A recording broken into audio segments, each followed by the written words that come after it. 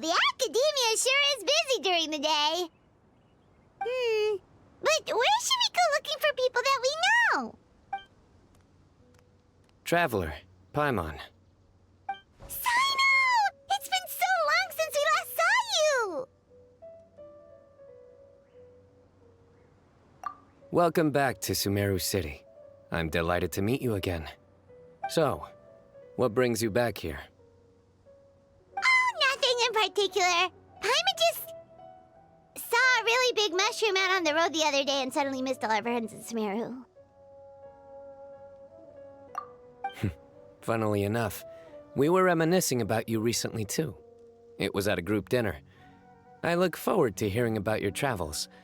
Something tells me we must have a lot to catch up on. Really? You were thinking of us too? What a coincidence! Indeed. Or as I call it, the biryani factor.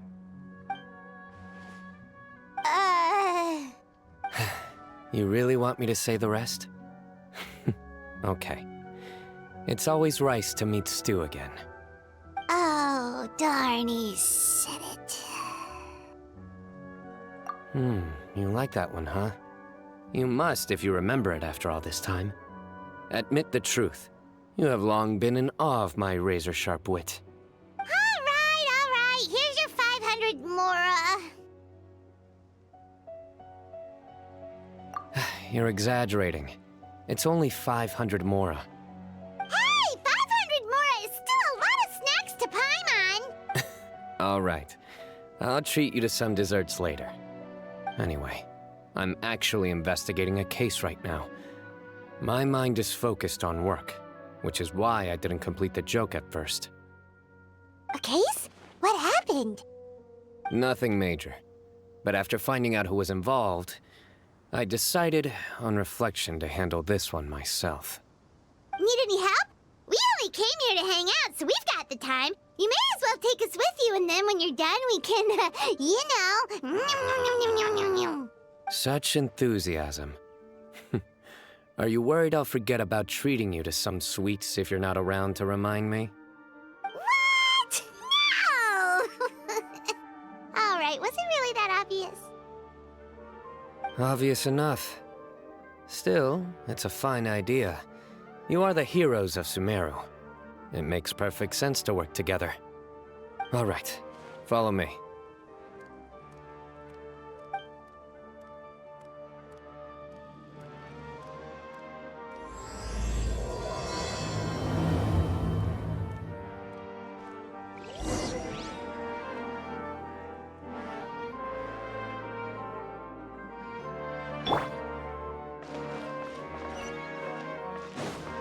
Take it easy.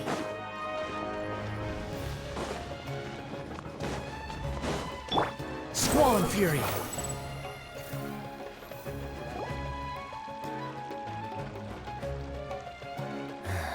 Do you see him? The old man flailing around? Oh, is he the one you wanted to talk to about the case? Correct. His name is Cyrus, a former Spontamod sage. He taught both me and Lisa. Huh? Cyno's teacher is in trouble? It's ridiculous. I'm just an old man who enjoys a spot of gardening, shopping, and wine. What sort of person targets an old retiree? Professor, I've brought some friends.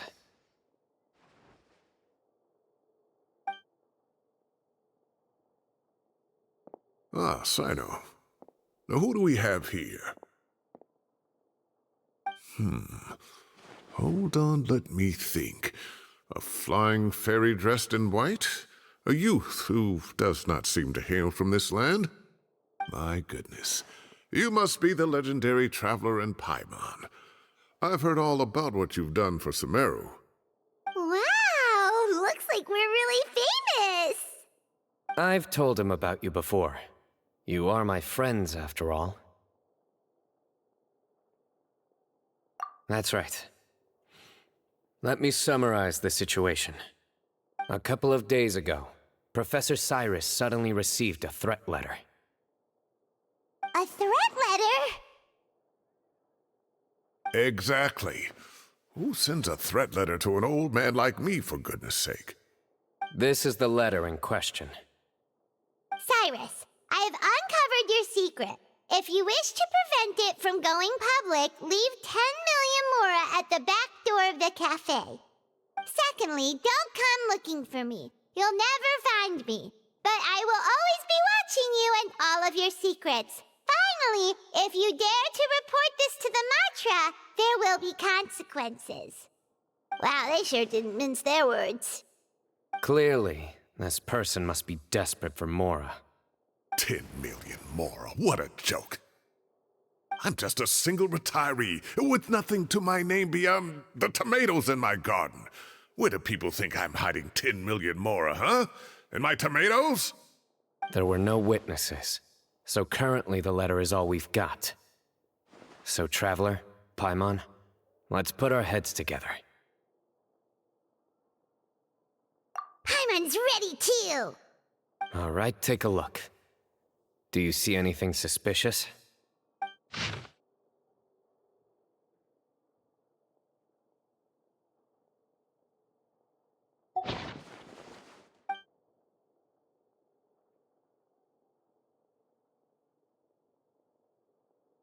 Yes. Some of the strokes are blurry. So is there something wrong with the ink? Possibly. And I bet the paper has something to do with it. Most of the paper around here is much smoother than this, and the ink is absorbed quickly so it doesn't run. This paper, meanwhile, it's very coarse-grained, almost as if it's made from some sort of plant matter. It's certainly not the same paper as we use in the academia, but the ink is nothing special. Just regular black ink that gets a blue tinge when applied to paper. So do we think the culprit has a connection with the academia or not? Wait, check this out! Looks like this part got wet at some point. Agreed. The staining suggests it was a colored liquid, not plain water. It also looks like it was wiped off with a damp cloth. A colored liquid, so... tea? Wine? Looks like we're thinking along similar lines. Let's go talk to Arof. There are some things I'll need him to take care of.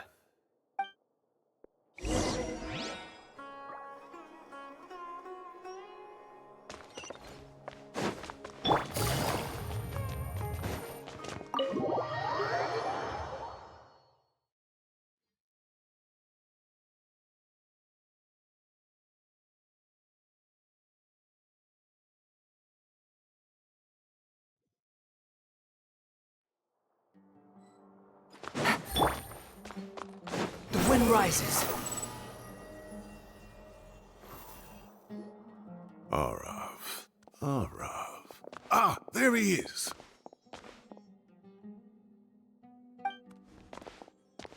Mahamatra Cyno.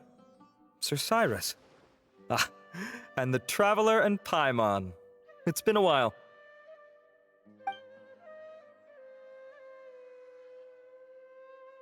As such, I'm inclined to believe that the culprit in this case is a student at the academia. Somebody young and strapped for cash. Oh, one last thing. I'd start your investigation by taking a look at the cafes in the city. Oh, of course! You think the culprit spilled their coffee on the ladder, huh? They do look like coffee stains to me. Also, if I'm not mistaken, the letter is written on a type of scented paper that has aromatics added during the manufacturing process. The kind often provided as writing material for customers in cafes and taverns. Ah, of course. Yes, like they sell in the gift shops. I remember now. Zaha Hadid bought some a while back. She said she was going to use it as wrapping paper for a vase. Understood. I'll assemble a team to investigate the points of interest immediately. You have my gratitude. One last thing. Send some Matra to guard the entrances and exits of Sumeru City, and change into plain clothes. Don't let them see you coming. Will do.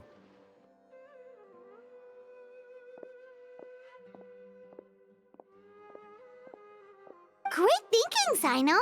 So, where do we think the culprit's at right now? Yeah, they've probably been lying low at home waiting to see how Cyrus reacts. You're right, Paimon. Really? Which part? The culprit's approach. Whatever happens, they need this Mora. But just because they warned Professor Cyrus not to go to the Matra, doesn't mean they know what he'll do next. So, like you said, they need to wait and see. And crucially, the culprit said they'd be watching the Professor's every move. Huh? Wait, are you saying...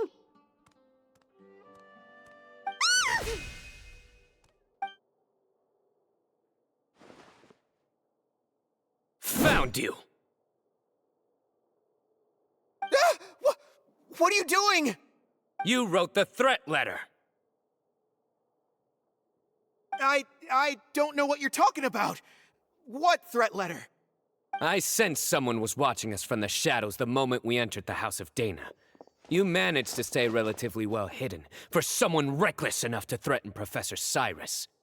There are a lot of people here, but we were looking specifically for Arav. Whoever followed us the whole way was likely to be the culprit. I was just listening in, that's all. You know something big's going down when Mahamatra Cyno shows up, right?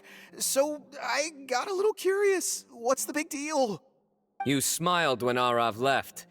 I saw it as clear as day. Is smiling a crime now? There are coffee stains on the letter. You mixed some coffee with water, gently smeared it onto the paper, then wiped it off with a wet cloth, all to create the impression that the letter was written at a cafe. Closing off the exits to the city doesn't affect you, because you already live here. And as long as the Matra were focused on the cafes, you would be free from scrutiny. The cafe was a red herring all along. You had to be somewhere where you could monitor the Professor's movements. You can't pin this on me! I haven't done anything! Really? Then why are you shaking like a leaf? The innocent have no reason to fear the Matra. But you... your heart's racing, and your eyelids are twitching. You're a terrible liar. I would never... Don't try anything or you'll pay the price. Now come with me.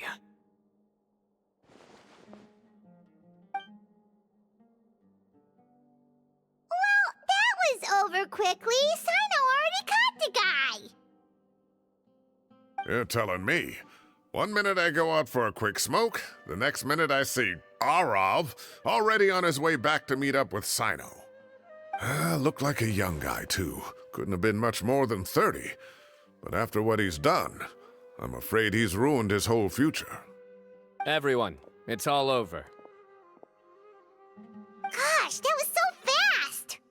The culprit's name is Uraka, a 16-year-old student in the Rataoist Darshan. Huh? 16?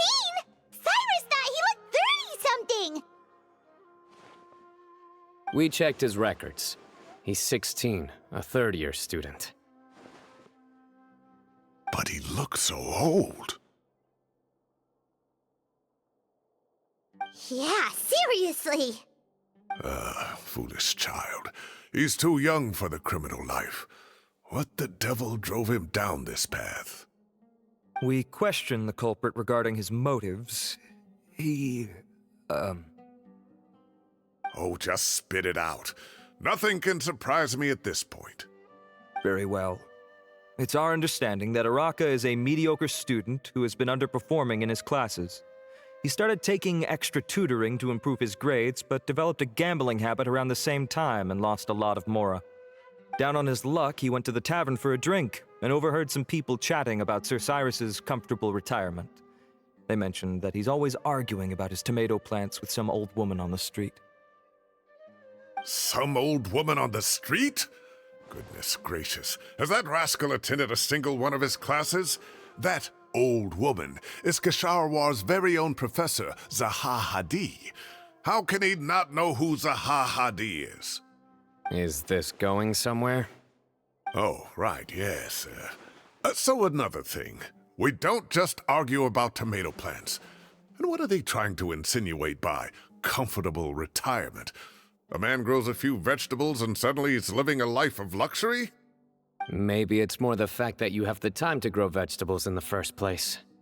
Araka mentioned he'd heard a rumor, alleging that Sir Cyrus illegally obtained a large sum of money from the desert before retiring and kept it for himself instead of reporting it to the academia. Araka believes this money to be the reason why Sir Cyrus hasn't kept up with any academic research or other projects since his retirement. And given your advanced age, he thought you'd be an easy target to blackmail. Oh, Araka. I'm at a loss for words. I'm so angry I don't know where to start. People make up rumors all the time. I am quite confident that Professor Cyrus has never embezzled a mora in his life. Arav, you'll have to find some excuse to interrogate Araka again later. I need you to deliver a few firm fistfuls to him on my behalf. I completely understand how you feel, Sir Cyrus, but I'm afraid that course of action goes against the Matra's principles. Professor, there's no need to be childish about this. Oh, come on. I was clearly joking. Okay. Where does this go from here? The academia will determine the appropriate disciplinary action against the student. And as for the individuals spreading rumors about the professor's obsession with tomatoes and some old woman on the street, there could be a slander case here. The Matra will continue to investigate. Who said I'm obsessed with some old woman on the street? Mind your wording or you'll start a whole new rumor. You seem confused. Oh, don't you understand? Uraka is just a young boy who made a very rash and very stupid decision based on some groundless rumor he heard. Besides, I didn't actually hand over any mora to him. The whole thing sounds a lot worse than it is. All it costs me is a little reputational damage. That's all. Please rest assured, Professor, that the academia will issue a fair and reasonable punishment. Yes, I have no doubt about that. But as a former educator, I'd still like to have a serious conversation with the boy's parents. Their family lives in the city, yes? Correct. We looked into the family. Both parents are merchants and they're often away on business. They've never taken much of an active role in their children's lives. Oh, what a mess. You don't have to seal the evidence away yet, do you? I'd like to have that letter back for the time being, if possible. I need something concrete for when I talk to the family tonight. We have to show them how serious this situation is. The relevant authorities have already reviewed the evidence and are now discussing Araka's punishment. You can hold on to the letter for now. Just make sure to return it within a couple of days. Oh, so you'll be able to close the case in 2 days? Give or take.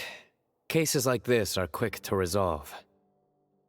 Very good. Well, thank you for all your help. Perhaps we can all go for a meal together. Oh, my treat, of course. My apologies, Sir Cyrus, but I have a prior commitment. Enjoy the meal, everyone. Ah, I see. Well, that's a pity. But Cyno, you have to come. You found the culprit at record speed, and I owe you for that. Ah, and isn't Tighnari in town at the moment? Bring him along, too. Wait, you mean Tighnari's in the city? He is. Tighnari's master, Sir Nephis, called him and Kale to the academia to help out on a project. They should be at Nephis's office at this hour. Though I must say, I'm surprised you're extending an invitation to Tighnari. Did you do something to offend Sir Nephis? Don't be outrageous. Nephis offends me all the time. It's never the other way around. Anyway, hurry up and fetch Tighnari. I'll head over to the tavern with the Traveler and Paimon. See you there. Go on now. Don't keep us waiting.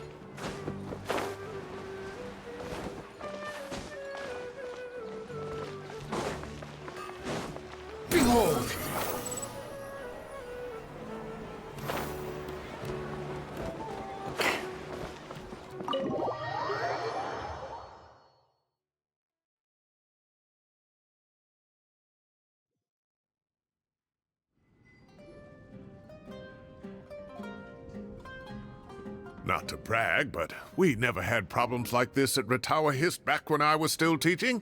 And if you don't want to take my word for it, you can ask them. They were students at the time. They'll tell you what it was like, won't they? I was out in the forest at least 4 days a week back then, thanks to a colossal workload from Master. It wrought havoc on my poor tail, so I didn't exactly keep up to date with what was going on at the Academia. Most of what I know, I heard from Cyno after the fact. Professor's become a lot more laid back in his retirement. He used to be far stricter, and was especially known for being extremely principled. Wow. It's hard enough to stay true to your principles as a normal person. I can't imagine doing that as a sage.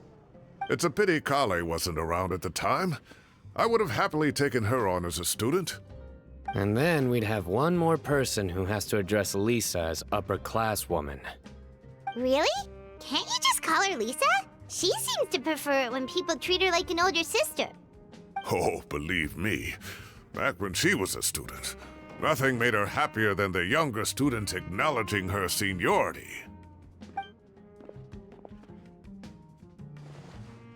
Whoa, more food?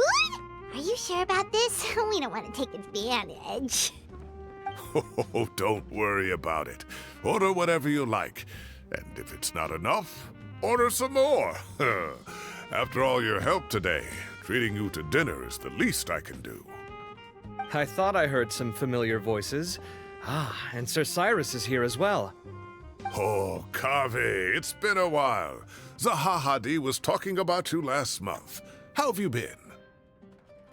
I've been all right, thank you. You're looking very well, sir. I'm glad to see it. Have you eaten yet? Care to join us? That's awfully kind of you, but I had a late lunch, so I'm not really hungry just yet. I'll have dinner a little bit later tonight. I just came to Lombard's to buy some wine, and when I heard some voices I recognized, I thought I'd come and say hello. So what's the occasion, anyway? Some sort of celebration? Consolation, more like. You wouldn't believe the day I've had.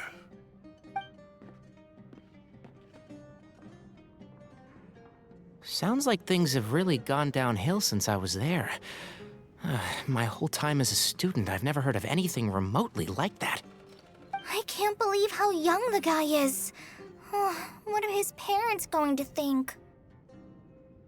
Young people are always more susceptible to making rash and ill-advised decisions.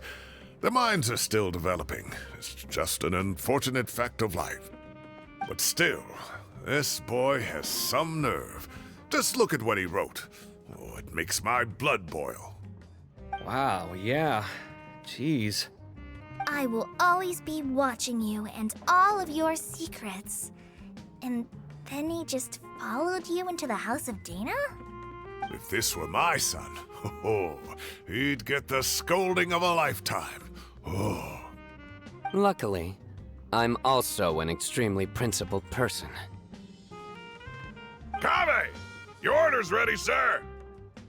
Coming! I'll have to get going. Have a nice evening, everyone. I'll catch you all another time. Okay, bye-bye! Here I am. The coffee beans are in here too. Yep, it's all there. I'll stop babbling away now. Let's eat before the food gets cold.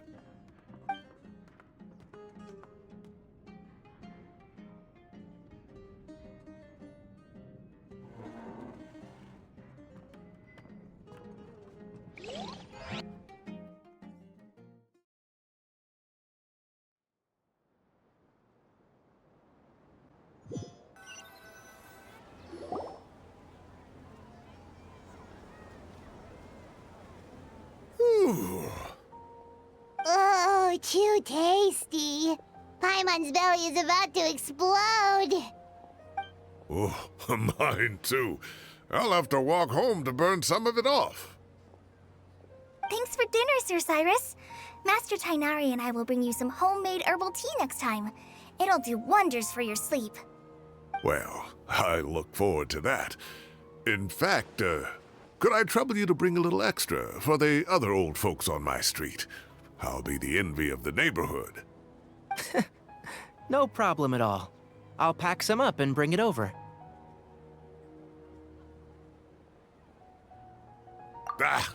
I'll see you all later. I better head home now and tend to the crops. Good night, Professor. Don't let those tomatoes keep you up too late. Hey, my tomatoes are serious business. I am not about to be beaten by Zaha Hadid. Anyway, I'll be leaving now. Don't stay up too late now, children. I bid you all a good night. Take care. Have a safe trip home. All right. Now, we finally have some us time. What do you mean, us time? Well, I was talking with Tainari and Kale, and since we all have some free time, we thought we could all go camping together. Think of it as our way of welcoming you back to Sumeru. Camping? Oh, that sounds fun! Paimon's in!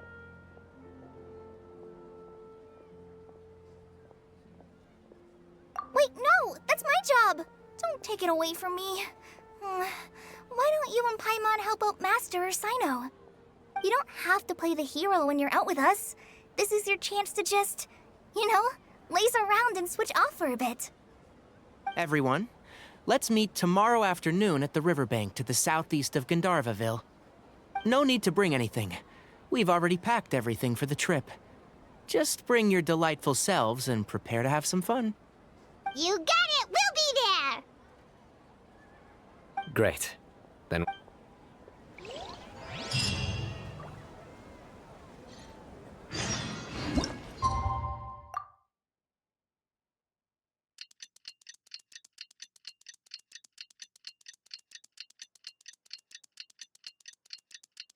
Time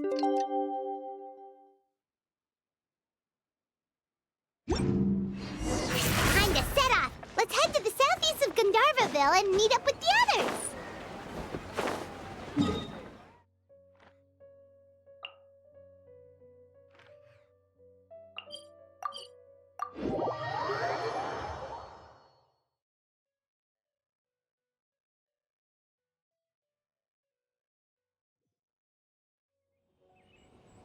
The wind rises.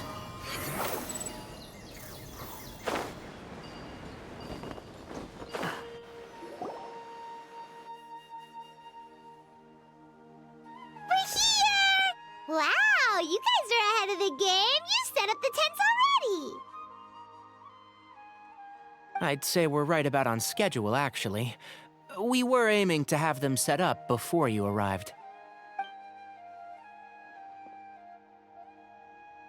Traveler, Paimon, let's go fishing together. Whatever we catch, we can grill for dinner tonight. You got it! Dinner's on us tonight!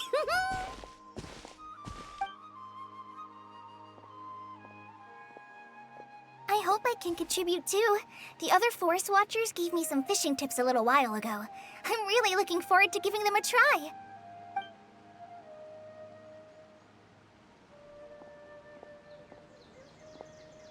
I saw some very appetizing mushrooms in the area, so I gathered a few for us. I'll leave them here along with some fresh fruit. Wow, camping with a Forest Watcher is the way to go! They think of everything! And even if they don't, they can improvise! This is true. I don't think I've ever had a single rough day in this forest. So, how has everything been going for you?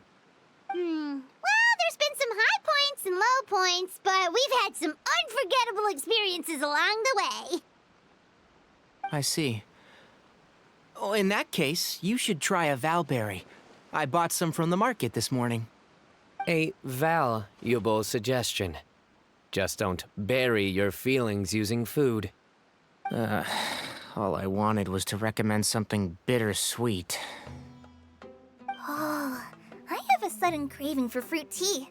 I'm gonna go fetch some stuff. Bye!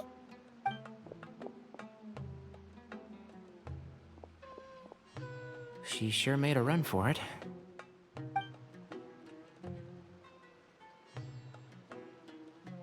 Unbelievable. She made a run for it.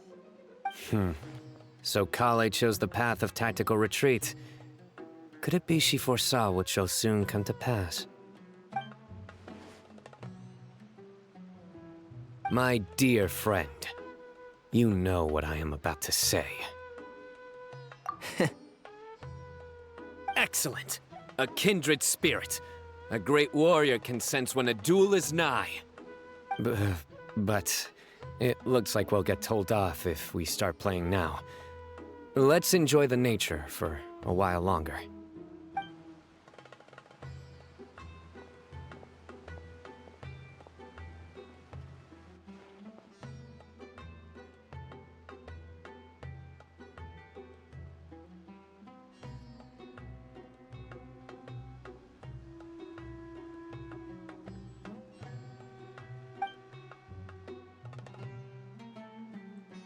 We got a bite! I'll reel it in.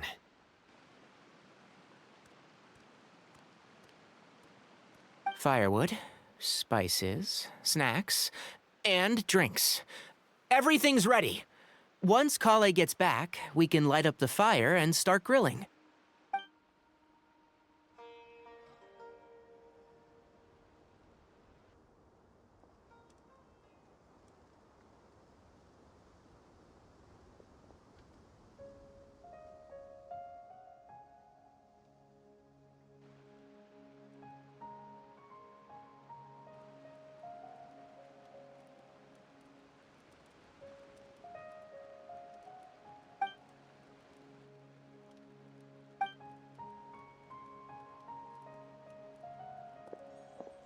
There are 3 tents. Which one do you two want to take? How about the one on the left? Well, Paimon just thinks the ambiance here is a little better. True. But it's also the closest to the water. If there are any sleepwalking fungi around tonight, they might stumble into your tent. Well, that's no good. Take my weapon. You can use it to bar the entrance. Anyone would think you were sealing the gates to King Deshret's mausoleum. Excellent. Then this tent will be an impenetrable fortress. I'm back! How's your appetites? Ready for the barbecue? Always.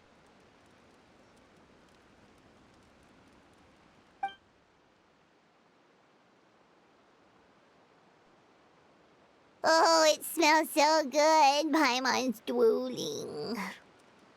Someone sure is desperate to eat. I think it's time to add the seasoning. How do you like your skewers? Well done? Medium? Rare? Wait, what? Isn't that just for steaks? Hey, if it works for steak, maybe it works for other things too. Medium well for me. Okay, these are about ready now then. It'll be a few more minutes for anyone who wants theirs well done.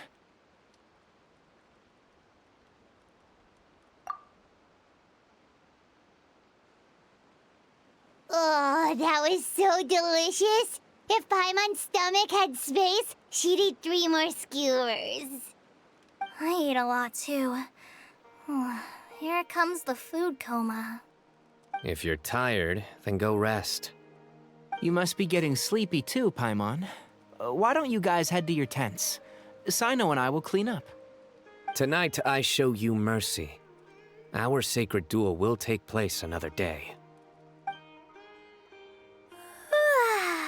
Good night.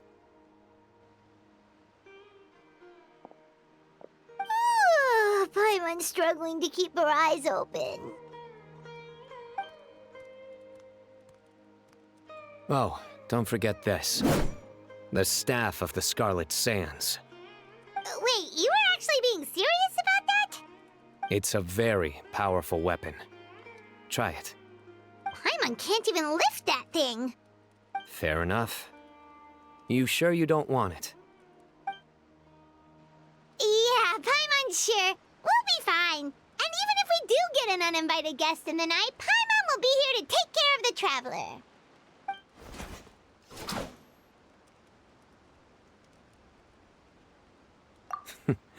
That reminds me of a parting king of invocations. I'll tell you about it tomorrow. But right now, it's time to rest. Sleep well and sweet dreams.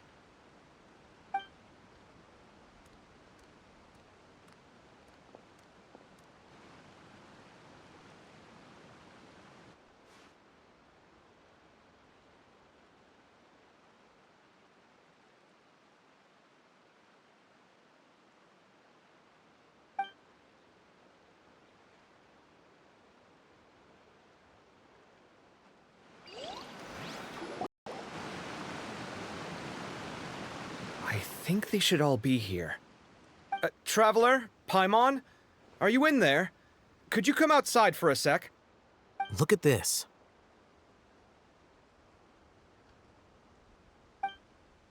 What the? What's this sword doing here? Is it supposed to keep out intruders? Evidently. What? Who is it? Oh, what time do you call this? Paimon's gonna take out the sword. Yeah!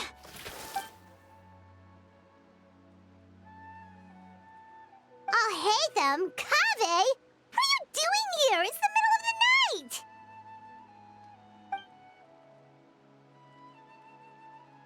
Sorry to wake you up at this hour of the night, but we've got a situation on our hands.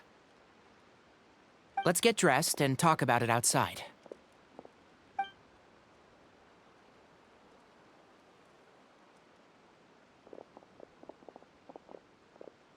Something has come up.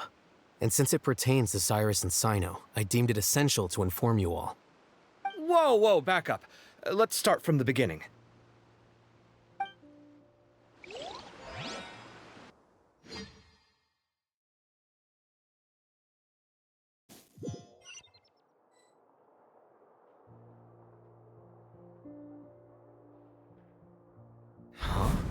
Where'd the wine cups go? I could have sworn I left them here after I washed them. Ah, there they are.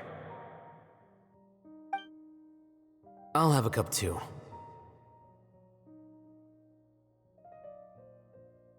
Can you see if the cookies are still on the table?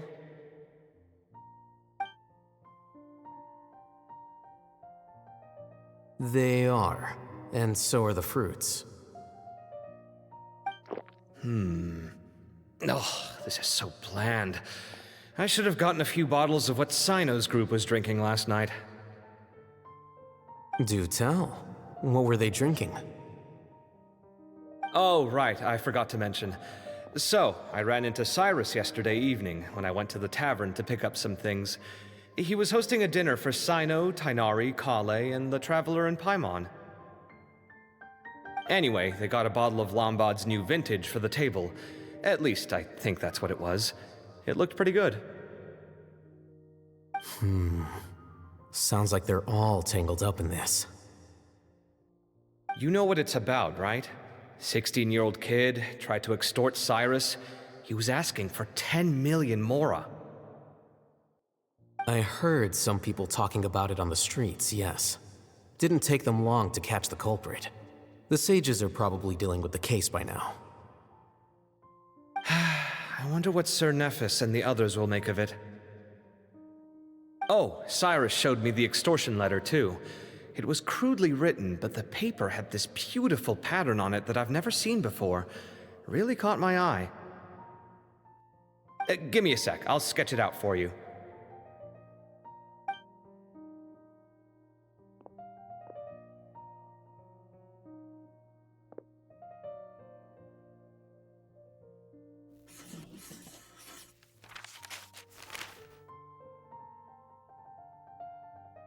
Okay, done. Take a look. You see what I mean? I don't think I've ever seen writing paper like this around before. God knows where the culprit got it from. Interesting. These are all motifs associated with the tribes of the desert. What? Really? Take this, for instance.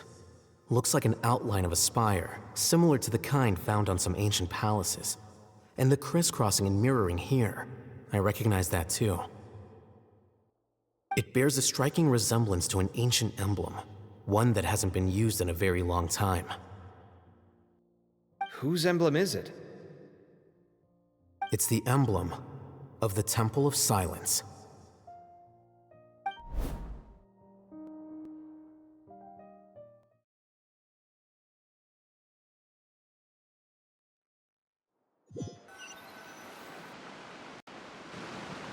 After discussing it with each other, we both agreed that something didn't feel right, so we went looking for you. This was a long way to come from the city.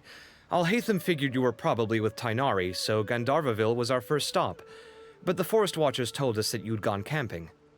Then, just as we were heading off to the campsite, we ran into Cyno. He said he was on a supply run. We exchanged a few words, and then he ran off. Hold on. So what's the deal with that emblem you were talking about? The Temple of Silence, you said? What is that? Should we be worried? Something's up, huh? Give me a second. Let me get Kale.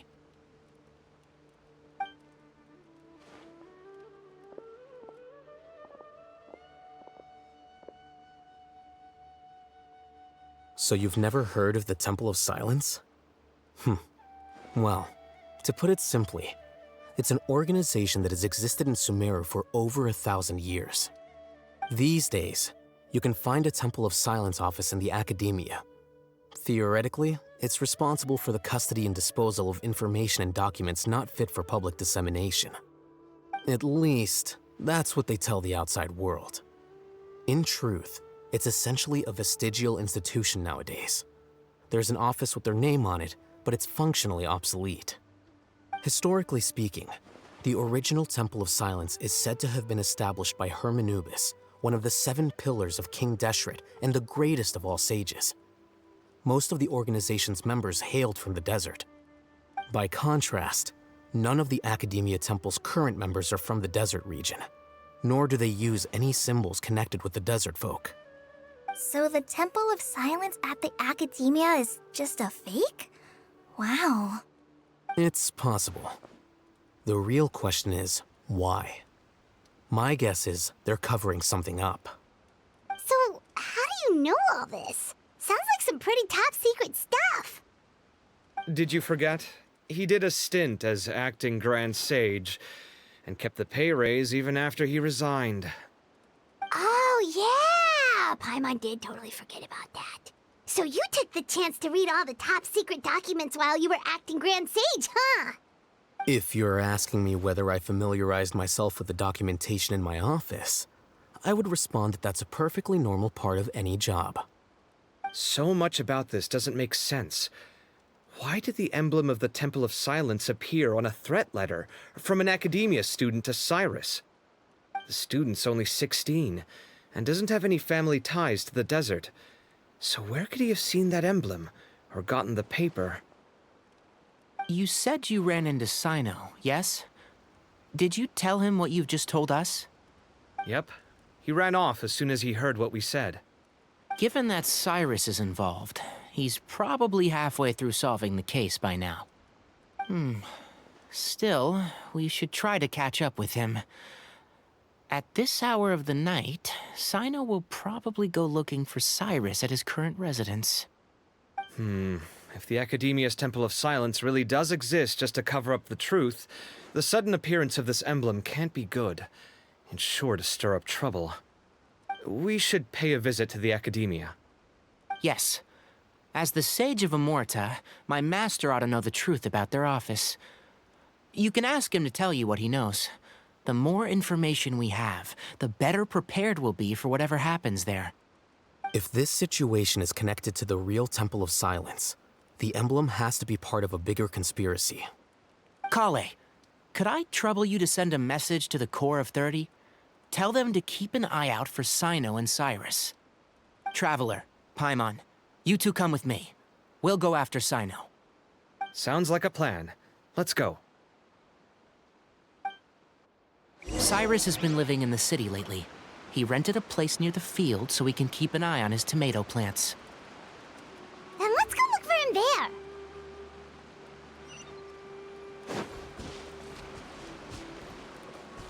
Quit following me.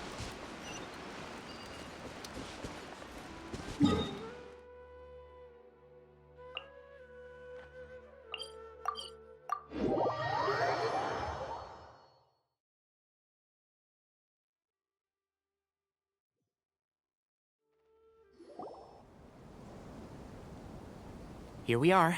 This is the place. We might be too late. Looks like nobody's home. Oh, Cyno moves fast. If he was here, he's probably long gone by now. I know that voice.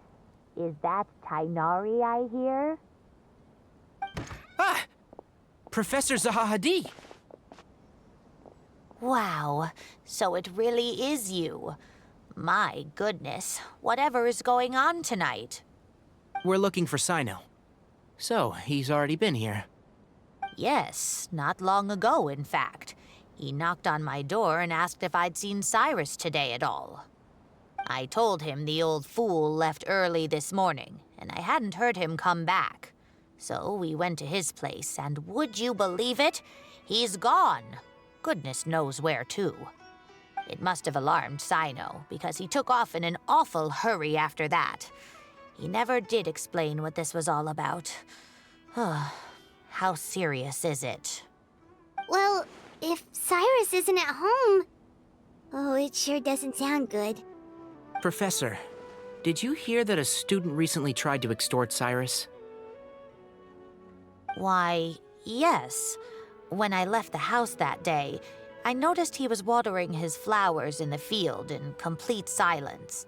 He had a piece of paper clutched in his hand, and he looked lost in thought.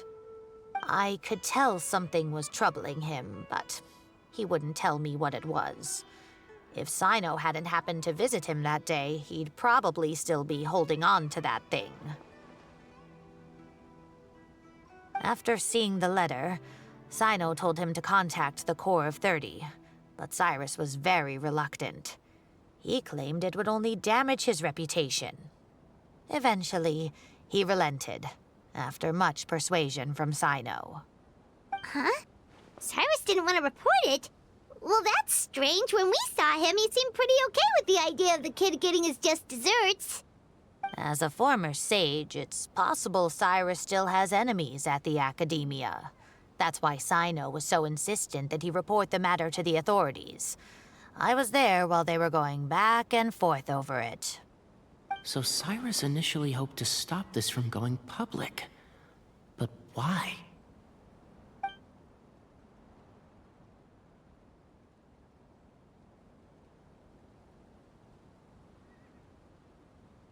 Oh, dear. What on earth has that old fool gotten himself wrapped up in? Oh, I do hope he's not in danger. Oh, I almost forgot. Cyno left me this letter to pass on to you. He wrote it when he came by earlier. He realized you might come looking for him. Thank you. What does it say? Let Paimon take a look!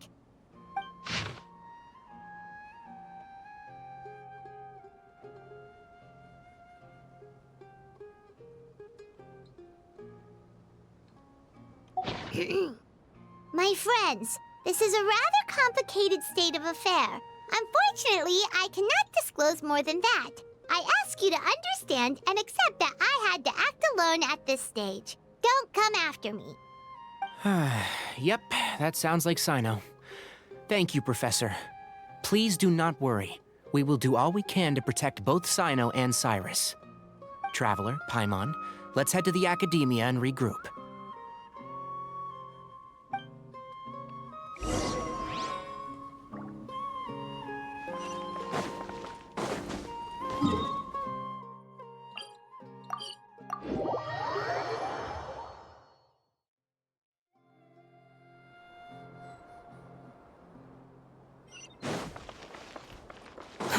Too slow.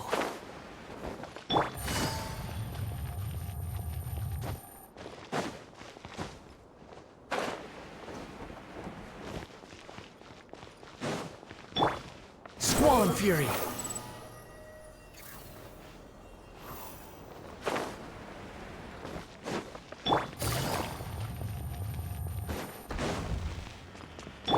The wind rises.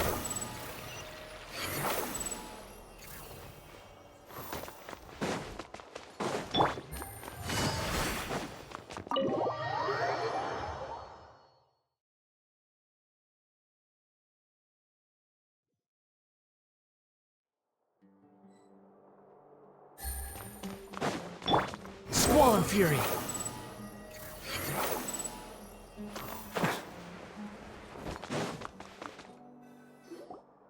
You're here?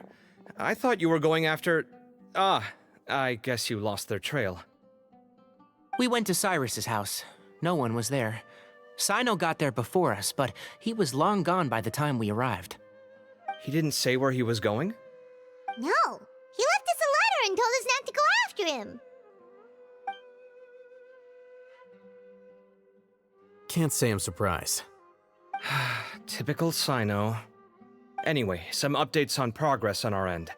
I drew the emblem from memory again, but in more detail this time. I checked some ancient texts for a similar design. The one I found was a little blurry, but the similarities in the general form and certain details were clear enough to confirm a match. Yeah, and we're lucky we found anything at all.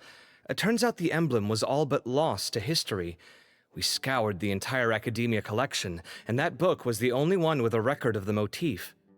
Meanwhile, Arav managed to get Uraka to disclose his source.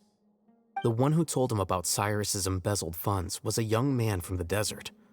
According to Uraka, he had a striking presence and was well educated. Apparently, the two met in the tavern over a game of cards. The guy claimed to be in the city for business as part of a merchant caravan. Uraka was intrigued when he heard what his new acquaintance had to say and brought up the idea of extorting Cyrus for Mora. The guy encouraged him to go ahead with it, then handed him some pen and paper to write the letter. I see. So it could be that this person planted the paper intentionally. So, how do we find this guy? Did Uraka say where he is? He doesn't know. He claims not to have seen him since that day in the tavern. The man gave him some tips on how to carry out the extortion, but from then on, Uraka was acting alone. Nephis and Arav have gone to meet the Core of 30 and review the city's entry and exit records. Also, Nephis admitted that the Temple of Silence in the Academia is just a facade. The true Temple of Silence once came to the rainforest to establish a collaboration with the Academia, but as time went by, the sages gradually became corrupt and foolish. The Temple of Silence felt that they could no longer trust the Academia and ended the partnership. They retreated back to the desert about 400 years ago. Ever since its inception, the Temple of Silence has been the guardians of King Deshret's civilization and belief system. They traveled throughout Sumeru, sequestering and guarding any wisdom that posed a threat to the people's livelihoods. At its roots, it was a legitimate and reputable organization whose purpose was to guide people towards the right path. The Academia of the day knew that the split would damage their reputation if it became a matter of public knowledge. And so, they set up a dummy organization of their own to conceal the truth. Not only that, but they managed to keep up the charade for hundreds of years! So how did Cyrus become acquainted with the true Temple of Silence if they left centuries ago? I'll bet that's the question that bothered Cyno. Probably why he went after him in such a rush.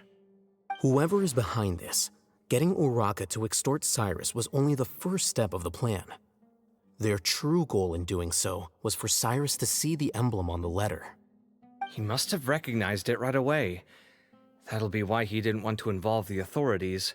He probably hoped to take care of the whole thing by himself. Unfortunately for him, Cyno had other plans. Since the desert is where the Temple of Silence originated, that is in all likelihood where Cyrus went. I have to go after him. Really? Are you sure that's a good idea, with how you respond to the heat? Why don't we send someone else?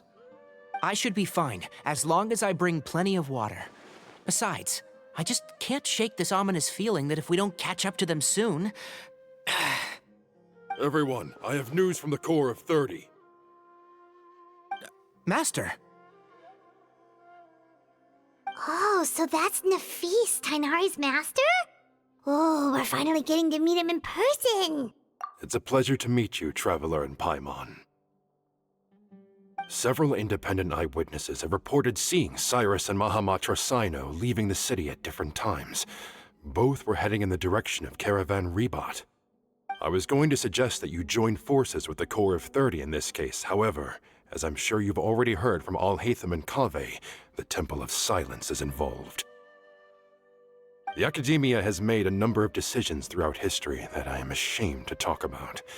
It may well be that no better choice was available to them, but those actions are nonetheless a stain on our legacy. I won't attempt to make you understand the Academia's perspective. Now is the time for action. I understand where you're coming from, Master. But I'm afraid the situation might be more complicated than we thought. I think we need to keep a low profile, or risk making things worse. Good point. If Cyrus is involved with the other side, or worse, if he's fallen into their hands, and...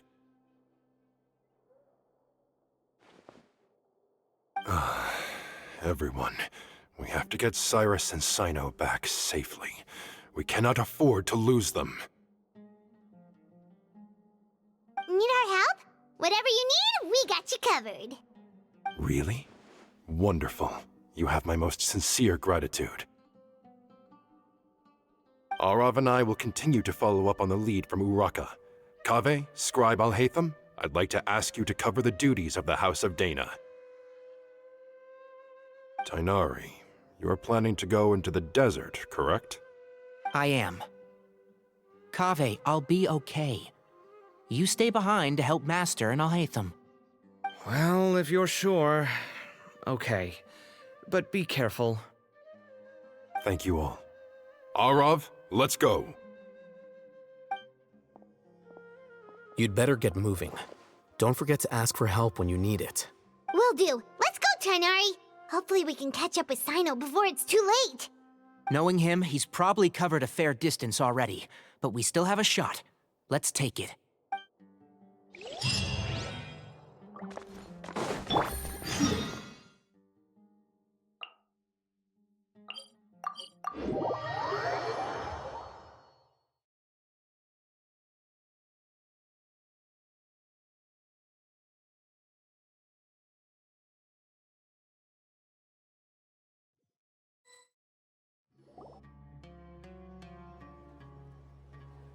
Okay, we made it to Caravan Ribat. Where should we go next? Maybe we should ask the nearby guards if they've seen anything. Hold on. Look over there. Is that Dia? You sure you want to brave the desert alone? I mean, it's your choice at the end of the day, but still. It's not my first time. I'll be fine. Cyno. If you're really going to go through with this, then at least take our advice. When you're packing for your trip, budget for 5 days more than you plan to spend out there. Makes sense. Okay, I'll go get ready. Thought we might find you here. You're trying to retrace Cyrus's steps, aren't you? Didn't I tell you not to come after me? I thought I had a good lead on you. Well, sorry, but we never agreed to that. Why would you go off on your own like this? Nothing personal. It's just a complex situation. And I'd rather not involve anyone else if I can help it. Takes a special kind of person to get Cyno chasing them all the way out to Caravan Ribat. But why so coy today, huh? You only gave us his age and description. Why can't you reveal his name? Is he Sumeru's most wanted or something? Oh, also, hey guys, it's been a while. Dia and Candace! So nice to see you. Actually, seeing all of our friends is the whole reason we're here. You're looking well. Glad to see it. Candace and I came to Caravan Ribat on business. We ran into Cyno as he was asking about some elderly gentleman's whereabouts. Some people say they saw him. Guess he stood out as an older guy heading into the desert alone with just a sumpter beast in tow and very few supplies. That's gotta be one heck of a story there.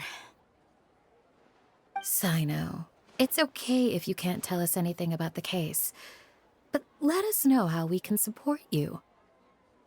We're here to help however you need. The more people we have working on this, the quicker we'll be able to find the person you seek. No, it's not that simple. If I'm right, he'll be doing everything he can to avoid us. We spoke with Zaha Hadid. From what she said, it's pretty clear that he wants to try and solve this on his own. It won't be easy trying to find him in the desert when he's deliberately trying to cover his tracks. Sounds like this is far more complex than we imagined. Still, if he started from Caravan Rebot, the chances are that his route took him past Aru village. You may as well ask if anyone there has seen him. My thanks to you both. Once this is resolved, I will find a way to repay you. Ah, come on. No need to get all serious. Just buy a round of drinks next time we're all in the city or something. That's a deal. All right, so, you all set? Yes, we'll handle it from here. Thank you again for your help. I don't take it for granted. All right, then we'll leave you to it. Just remember, if you change your mind and need some reinforcements, we'll be here. And don't think you'd be imposing. You can depend on us. Don't worry, we'll keep him out of trouble.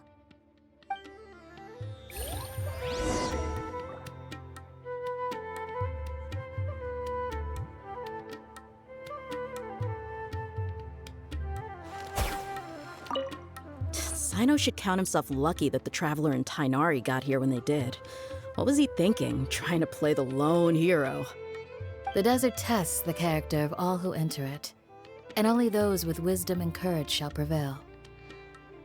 But take heart. With his companions by his side, no harm will come to Cyno.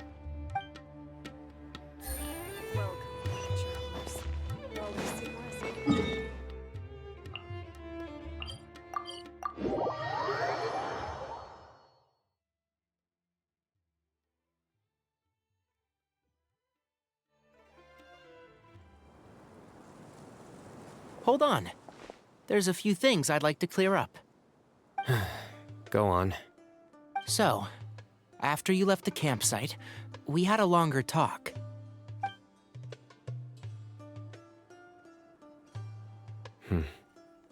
Clearly, we've only scratched the surface of the Temple of Silence question. It doesn't surprise me at all that the one in the academia is a fake. Do you have any connection with the Temple of Silence? I do. I trust you're all aware of the spirit that gives me my power. Hermanubis, the original founder of the Temple of Silence. Due to my unique constitution, I was put through a number of trials in the desert when I was younger. Later, I met the professor, and he brought me to Sumeru City. But my memory of that time is hazy. I can't recall much.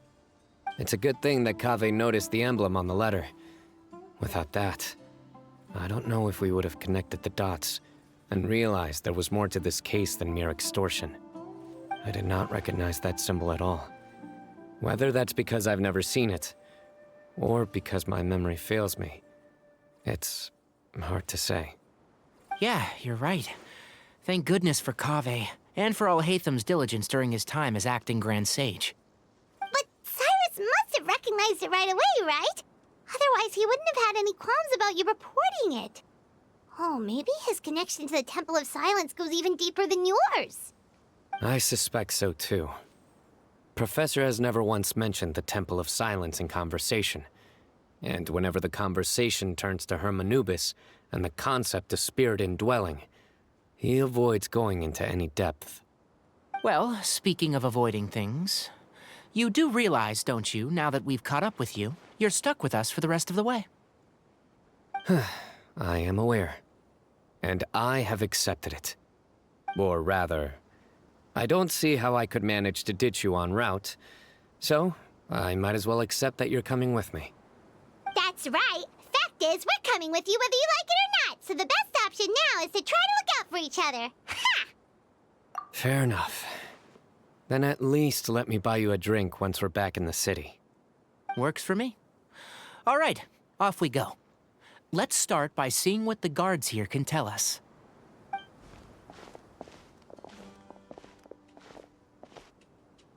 Hello. Mahamatra Cyno? I'm looking for someone, so I'd like to confirm any recent foot traffic in and out of Aru village. A man matching that description passed by Aru village not too long ago. He stopped by to load up on food and water and feed his sumpter beast, then he was on his way. Where was he going? Let me think. He took a seat by the entrance of the village for a while, and had a brief chat with the person who came to deliver the water. He said he was headed somewhere near an oasis, but he didn't mention which one. Do you have a map? I can mark out the direction he was heading and the best routes to any nearby oases. I have one. Mark away. Great.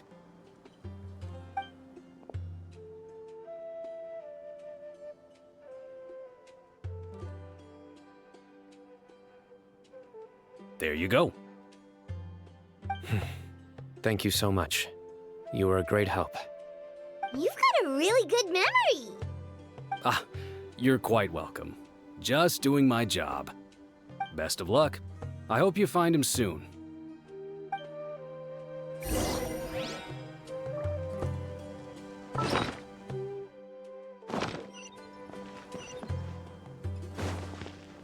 Behold!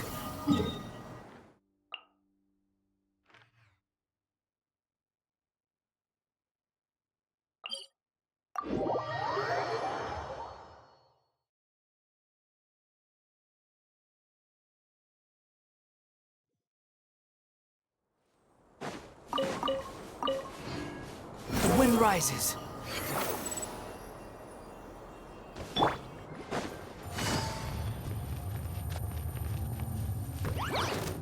Behold!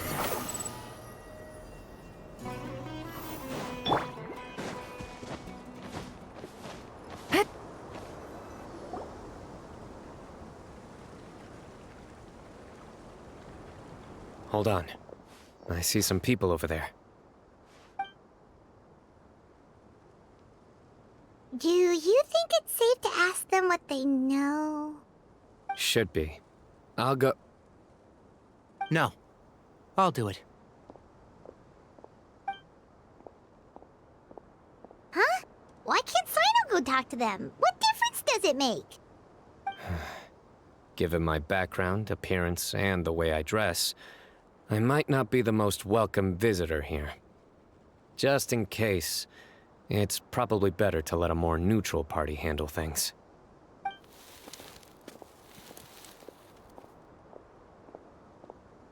Ah, hello there. I hope I'm not interrupting. My friend and I are looking for an elderly man who's gone missing around these parts. Any chance I could ask you a couple of questions? Oh, a missing person, huh? Sure. What do you want to know? I'm just wondering if you've seen him. Let me give you the details.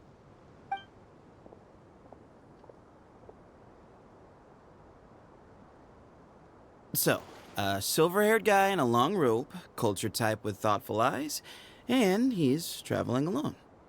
He'd stand out like a sore thumb around here. Yeah, sounds like the kind of guy we'd remember if we saw him. He's looking behind me.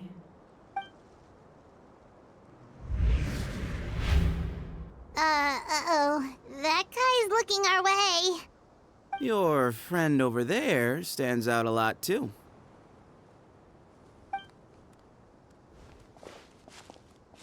Hey, aren't you Cyno, the General Mahamatra? Yes, that's me. You don't seem surprised that I recognized you. It wouldn't be the first time. Oh, you're the one looking for the old man who's gone missing, aren't you? I have a bad feeling about this guy. Someone's on edge. You don't trust me much, do you? No need to hide it. I understand why you're wary of us. Still, you came to us asking for help. Do you want it or not? I thought you were a group of merchants. Seems I was mistaken. Your henchmen don't look like much, but something tells me they put up a better fight than most mercenaries. Hey! Hear that, guys? You're my henchmen now. Suits me, as long as I get paid for it. Just cut to the chase already. I'm running out of patience. Alright. Come with me. All of you.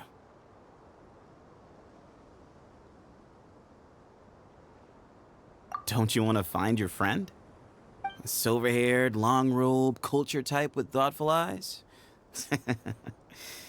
Sounds like there's a whole other side to Cyrus I didn't know about. So you know where he is? Just follow me. I'll take you to him.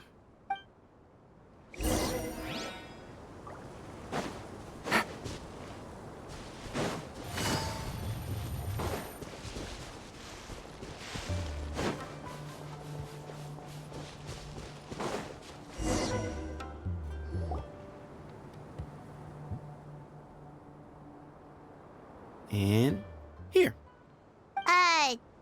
What? Where are you looking? There's nothing here! Please step back. Ooh, something's coming out of the ground! What is this enormous building doing here? And how was it so well hidden? King Deshret's technology? Wait, so... Hold on, who are you guys really? Is this the Temple of Silence? So you're a member? All good questions. There'll be plenty of time to address them later.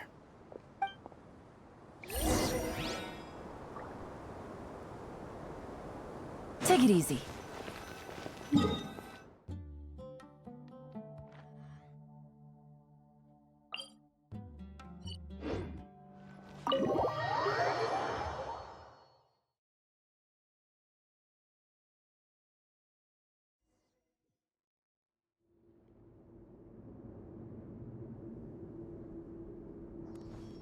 This is not what Paimon was expecting to find in the desert, especially not hidden right next to an oasis. Oh, Paimon's scared. They must have kidnapped Cyrus. Do you think this is the guy Raka met in the tavern? What's wrong? Thinking about your professor? I just hope for your sake you haven't done anything you might regret. Me too. Hope I haven't done anything to incur your wrath.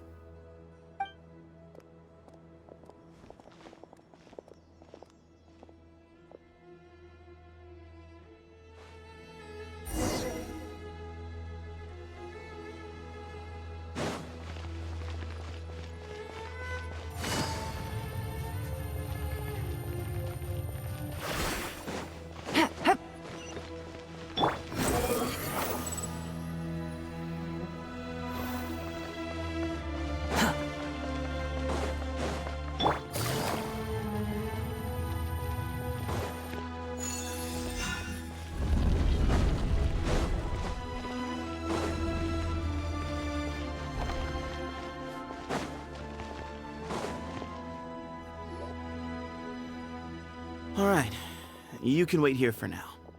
I'll inform our leader that you've arrived at the Temple of Silence. Sit tight until he comes to greet you.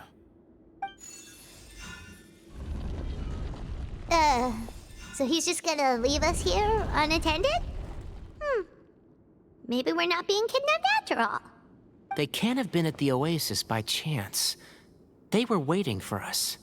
Whoever the leader is here, they were obviously counting on us showing up. So this is the Temple of Silence. After leaving the rainforest, they hid themselves here? Hey, look! That guy's coming back. Don't worry. Someone will come and call for you soon. What's your name? Sorry, guess I was so delighted to see you, I forgot to introduce myself. My name is Sethos. I'll be here if you need me, but I'm not planning on answering all of your questions. Other than that, you can occupy yourselves however you see fit. So we're free to explore by ourselves? Yep. I mean, I'm not worried about you running off. Cyrus is here. And unless I've misunderstood, you're all quite anxious to see him again. He's right. Well, if we've got some time, we might as well take a look around.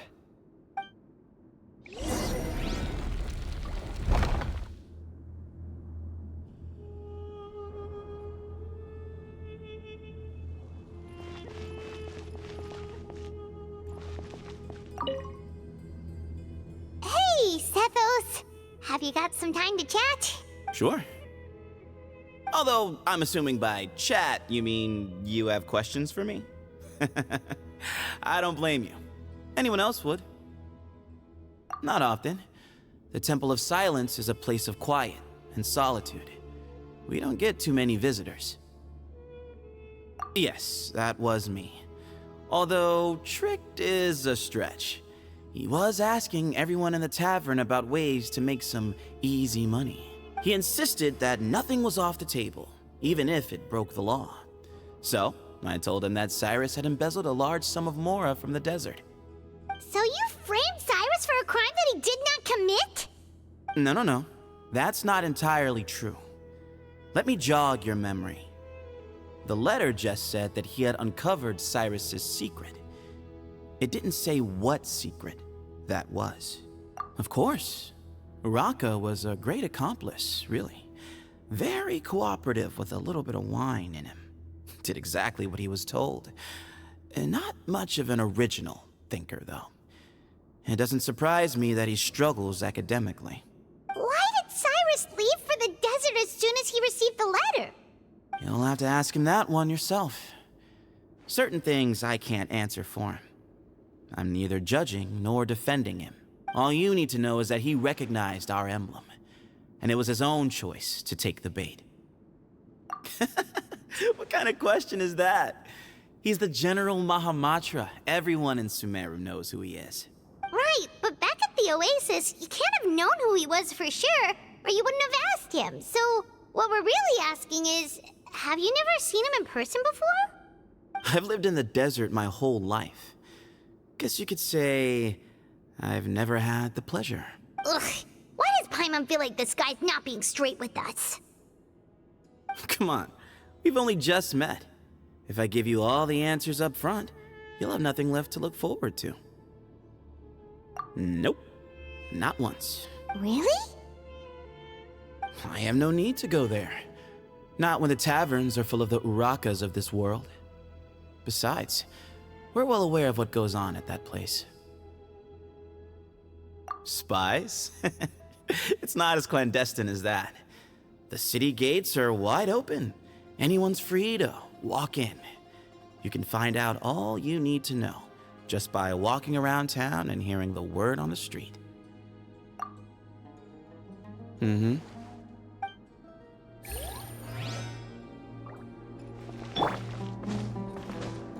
The wind rises.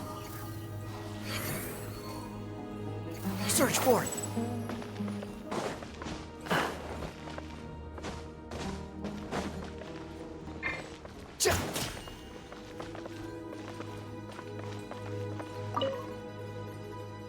I never imagined that the true Temple of Silence would be hidden somewhere like this. We've passed through these parts before, but never noticed anything. That's King Deshret's technology for you, I guess. It borders on the miraculous. Amazing to think that it's been preserved intact all this time. We should be wary of our hosts. Still, at this point, we can be confident that the professor is safe and sound, so that's something.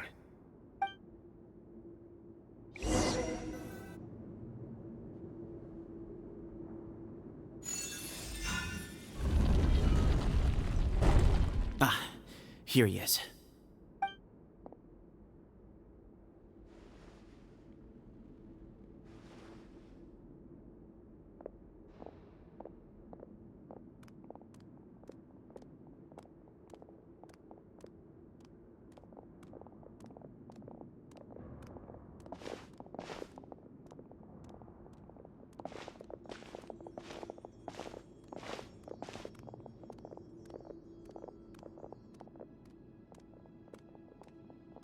Grandfather, the person you wish to see is here. Well done, Sethos. Greetings, one and all.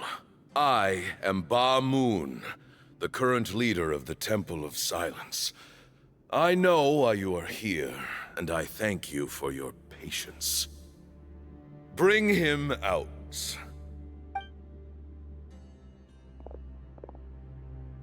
Professor!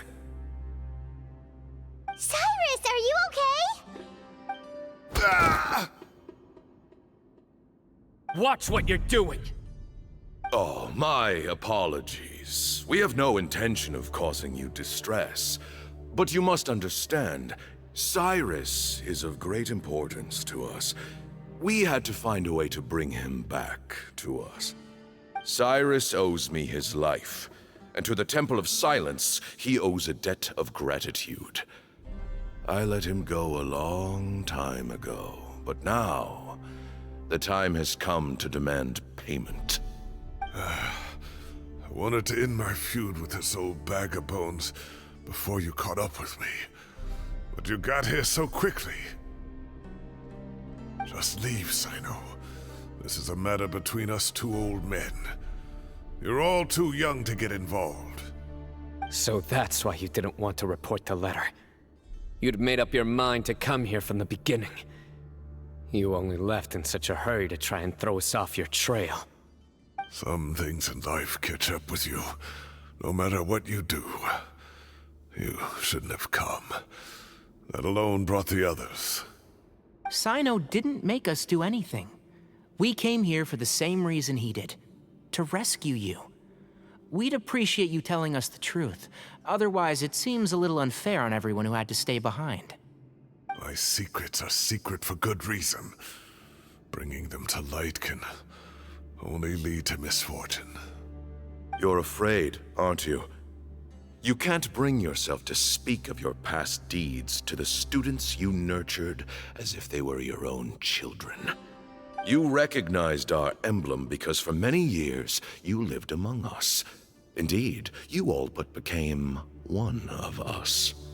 You knew as soon as you saw the letter that we, not Uraka, were the ones speaking to you. It threatened you only because you know what you did. Your own guilt convicted you. For you, Cyrus, are a traitor. You once shared your learning with us, and joined us in our mission to revive the might of Hermanubis, to bring new hope, new opportunity. But then you betrayed us. You bargained for your independence with your past contributions. And then you left, taking with you Hermanubis' might and the wielder of his power.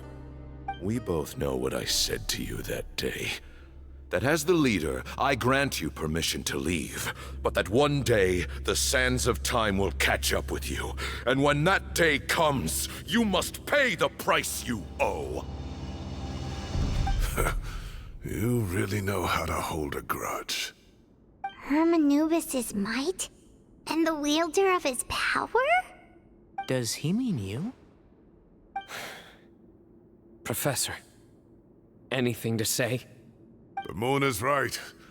I came here once before. He rescued me from the brink of death once, many years ago in the desert. When he learned that I was a scholar, he invited me to come here and revive the might of Hermanubis together.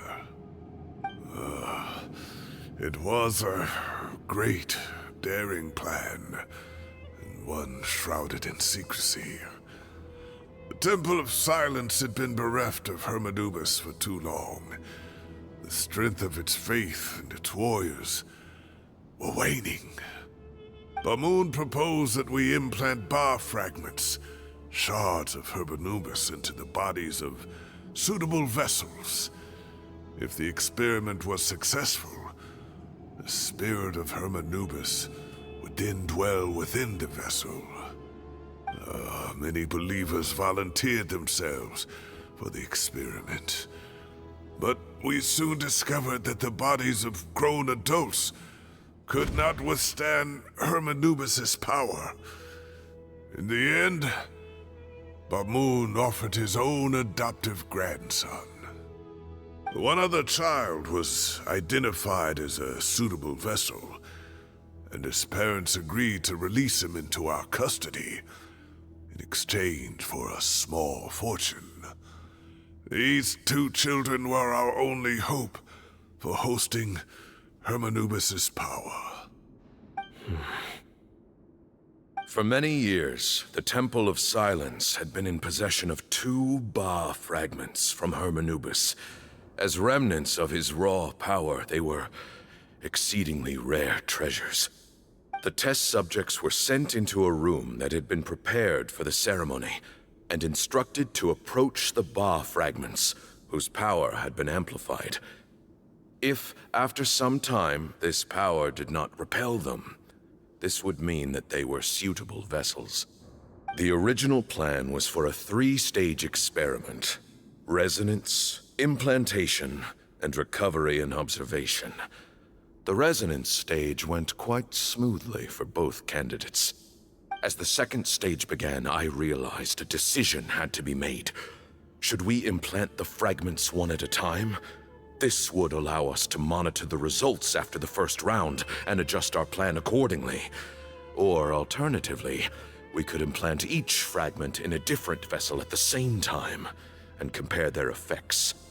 But as I was deliberating, both Ba fragments suddenly became active.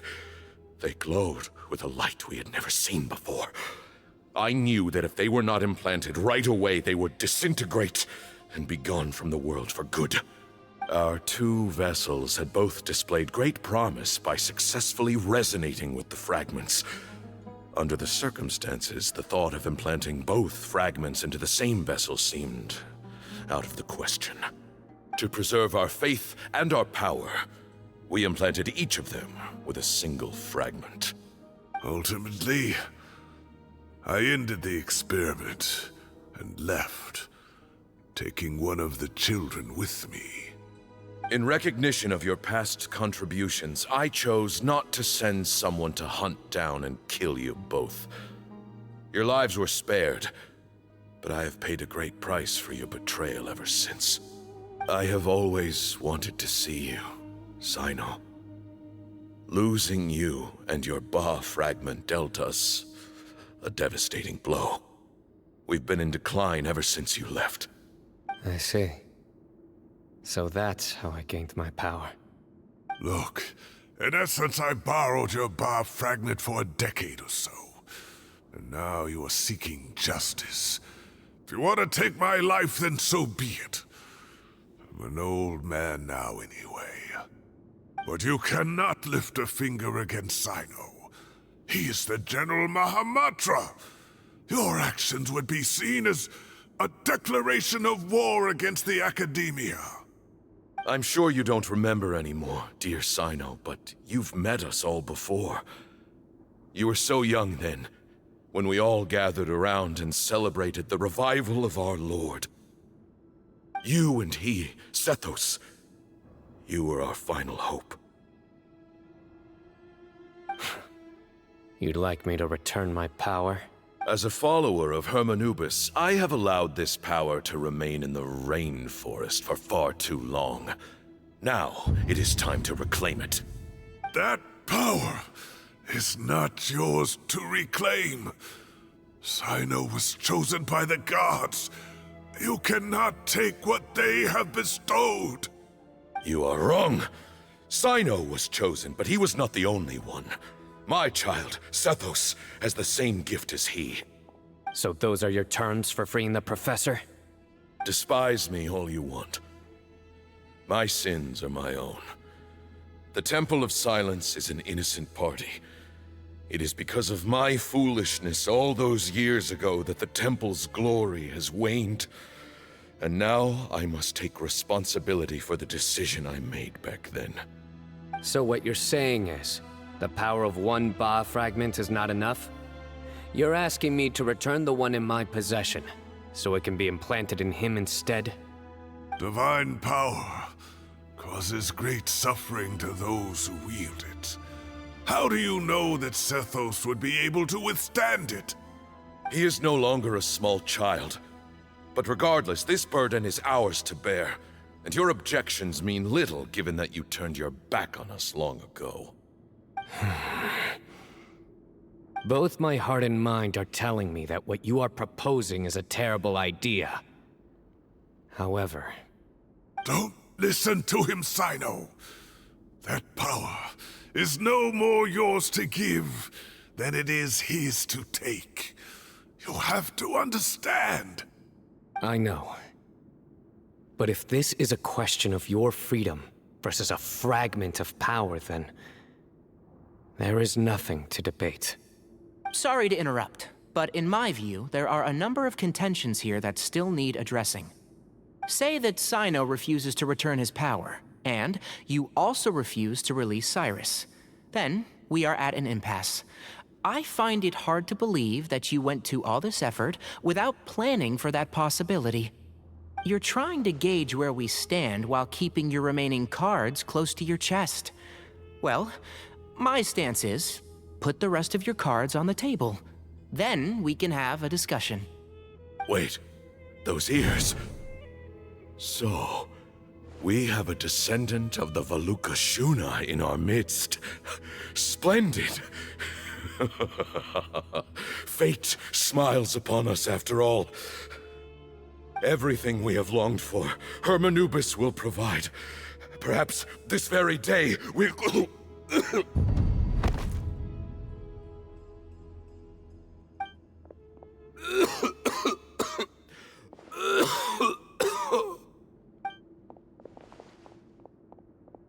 Why is he coughing so much? He looks like he's in really bad shape.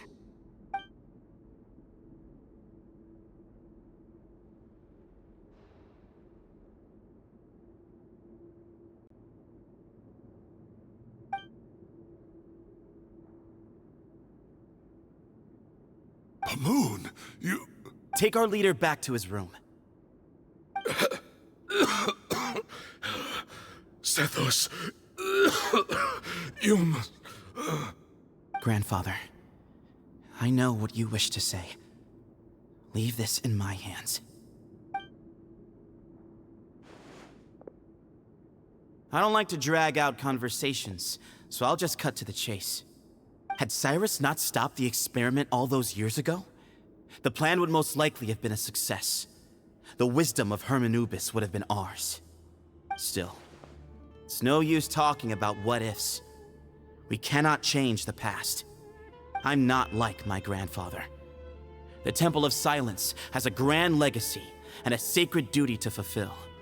So it's somewhat inevitable for the leader to have an inflated sense of self. But I see things a little differently. I don't believe the temple has the same stature that it once did.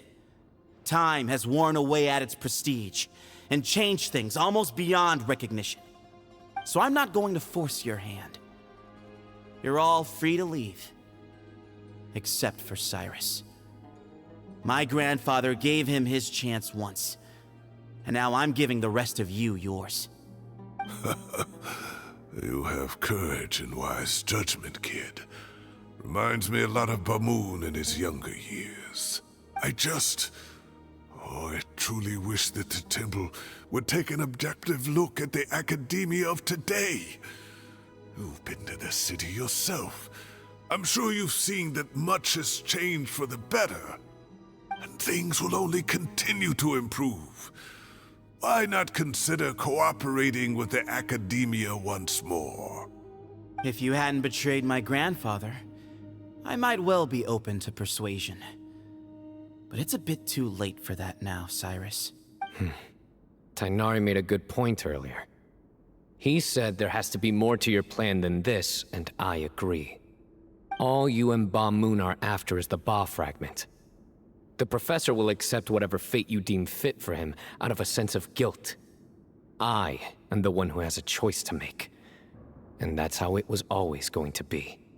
Ultimately, you want to trade the Ba fragment for the professor, correct? I'm glad to see you're giving it some serious consideration. I won't forsake my professor, nor do I intend to run from a problem that I must face sooner or later. Give me one night to make my decision. That works. Then I'll be waiting to hear your verdict, Cyno. Oh, my grandfather still has a fair few things he wants to say to Cyrus, so I'll be escorting him back now.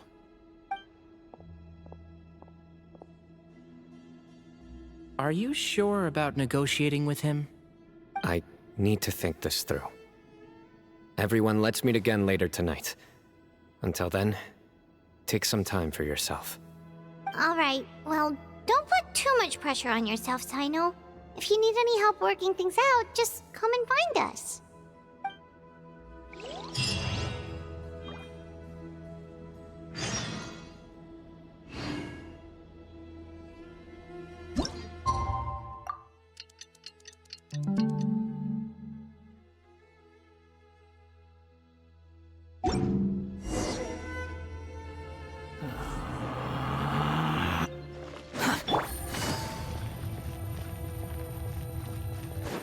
Squall Fury!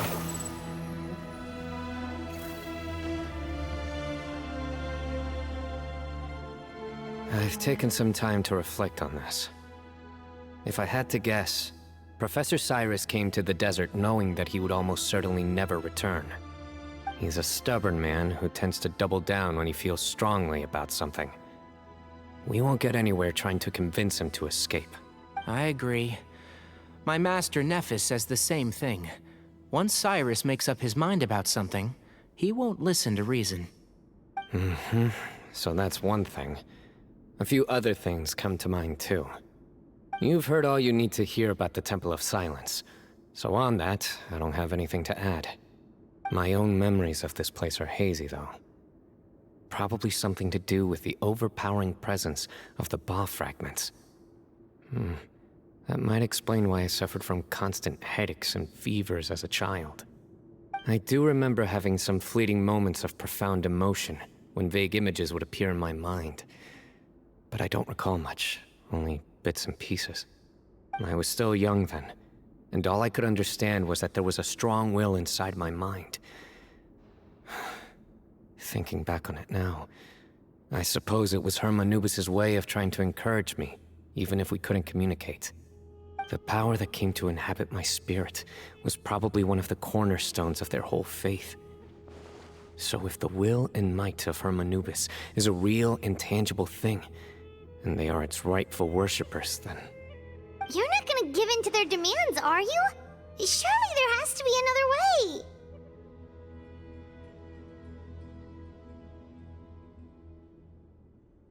No. I have no intention of returning it. I need this power to protect Sumeru. But the temple has the right to make the final decision over its fate, since it belongs to one of the 7 pillars of King Deshret. So I will challenge them head-on, and win the right to wield this power for myself, fair and square. This reminds me of something Alhaitham mentioned to me just before we left. He said that the Temple of Silence was originally founded by the ruling elite of the day. Traditionally, such organizations are bound by a strict and ancient code of nobility. Kaveh has made similar observations about the desert tribes from his work trips there. He says many of them have their own internal rules. They talk about the importance of never dishonoring their tribal bonds, or the rules laid down by their ancestors. I think we could turn that to our advantage. Go back to them with a proposal of our own. Wow, and just like that, we've turned the tables on them! Looks like we have the same idea. Turn it back on them now while we still can, in terms that they cannot refuse. That's how we win this. Great. And I know just how to start the conversation. Let's go find Sethos. We'll tell him that I know a thing or two about medicine and would like to take a look at his grandfather's condition.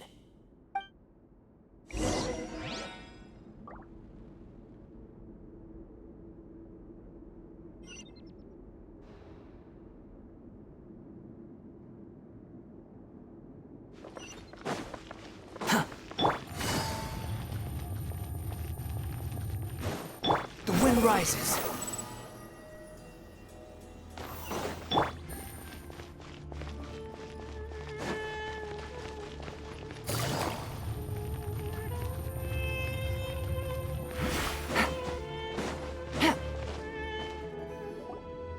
Sethos, let's talk.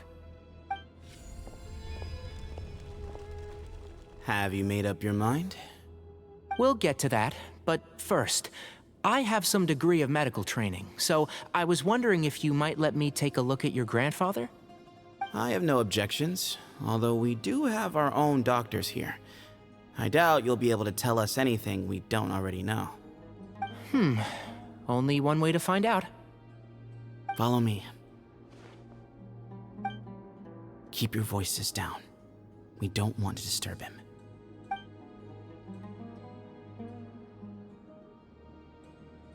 him. Let's talk outside. Bamoon has fallen into a deep coma, and his prognosis is quite grave. I'm sure that your physicians have come to the same conclusion. He appears to have sustained a serious injury in his youth, which has been exacerbated over the years by the heavy burden of work and now by the effects of old age.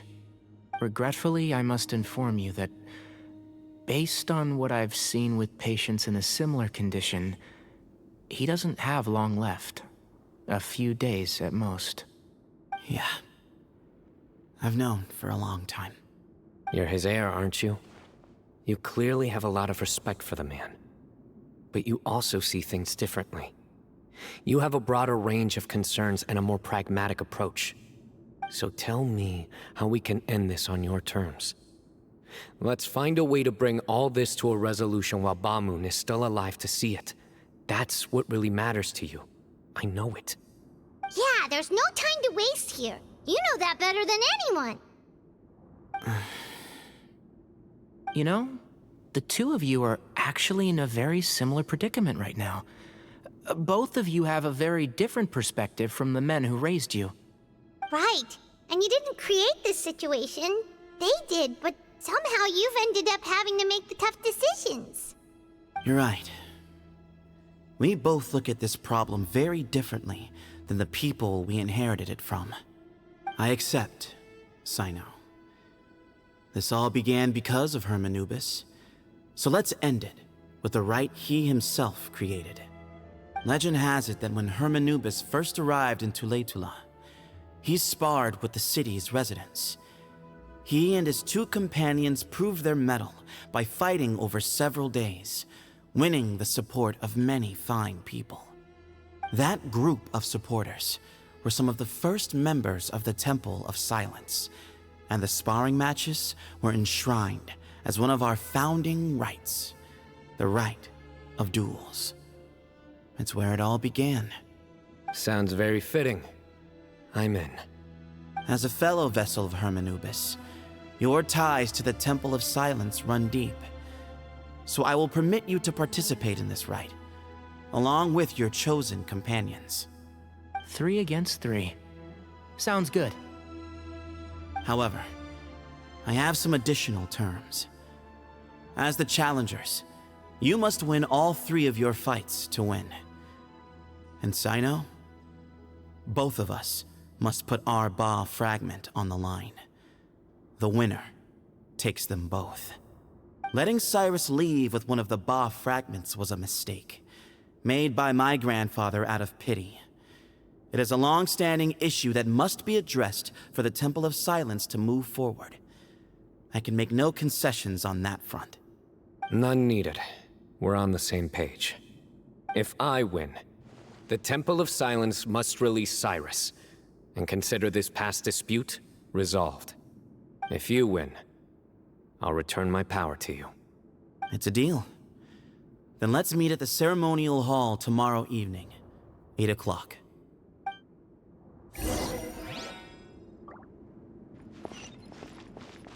Squall and fury! Upon the gale!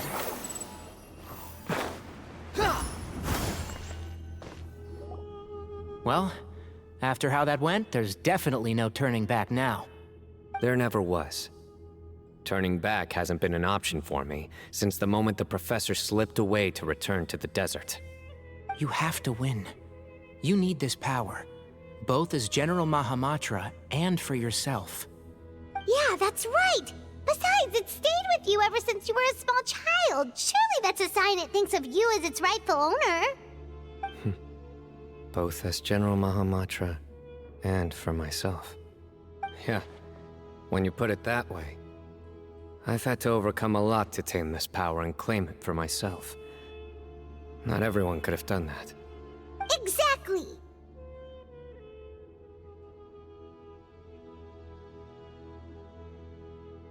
The Traveler and I will never lose.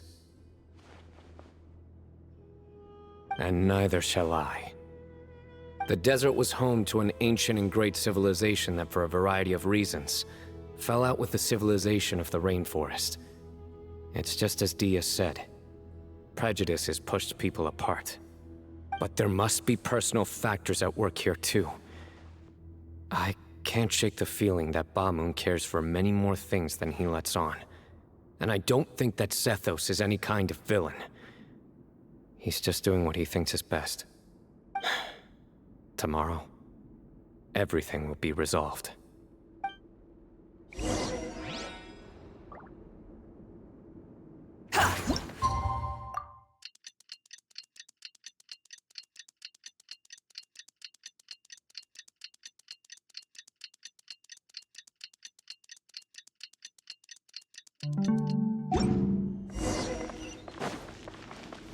The wind rises.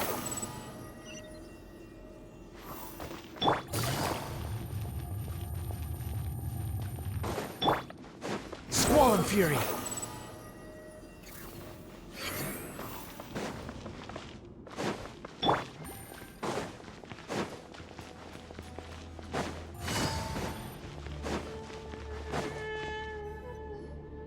We gather on this day to perform once more the rite of duels, with the greatest of all sages, Lord Hermanubis, as our witness, for his power and authority is present in our midst.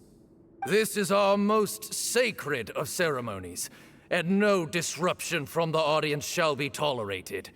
It is incumbent upon all to observe the duel with the utmost respect and reverence throughout the proceedings.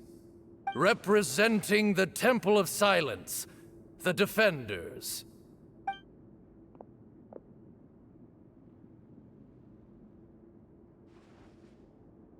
Grandfather, you're here.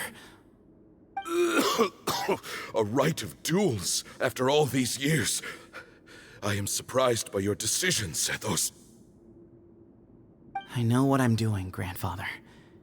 Just leave it to me.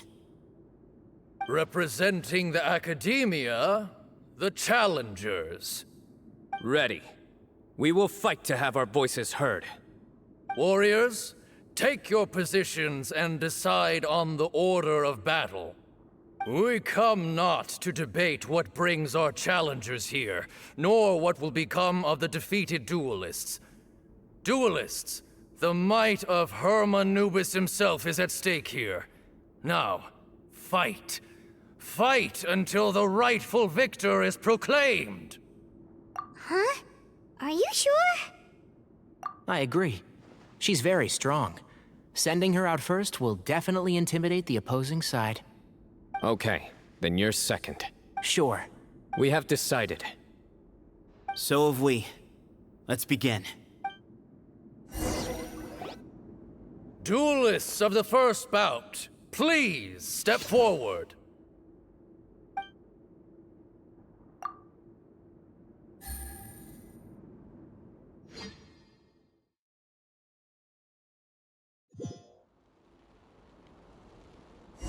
Don't forget, safety first!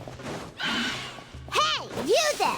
You better play nice with her, or Paimon will make you regret it! Little bit too much chatter from the audience over there. Hey!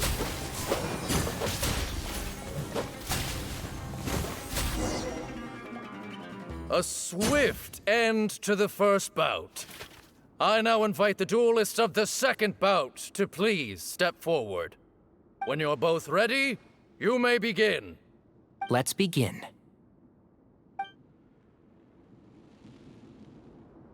Watch out! Go, Tighnari, go!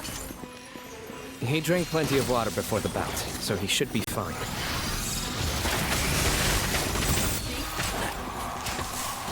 Yeah.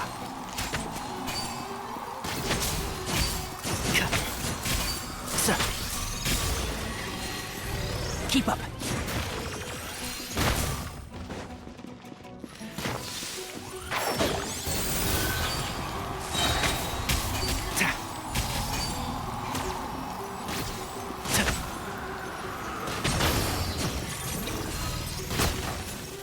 One with the forest.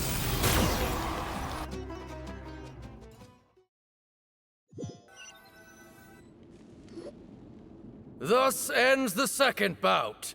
We will now move to the third bout. Duelists, please step forward. I'm ready. So am I. This is the final stage of the rite. I remind you both that the terms you agreed upon in advance are binding. When you're both ready, you may begin.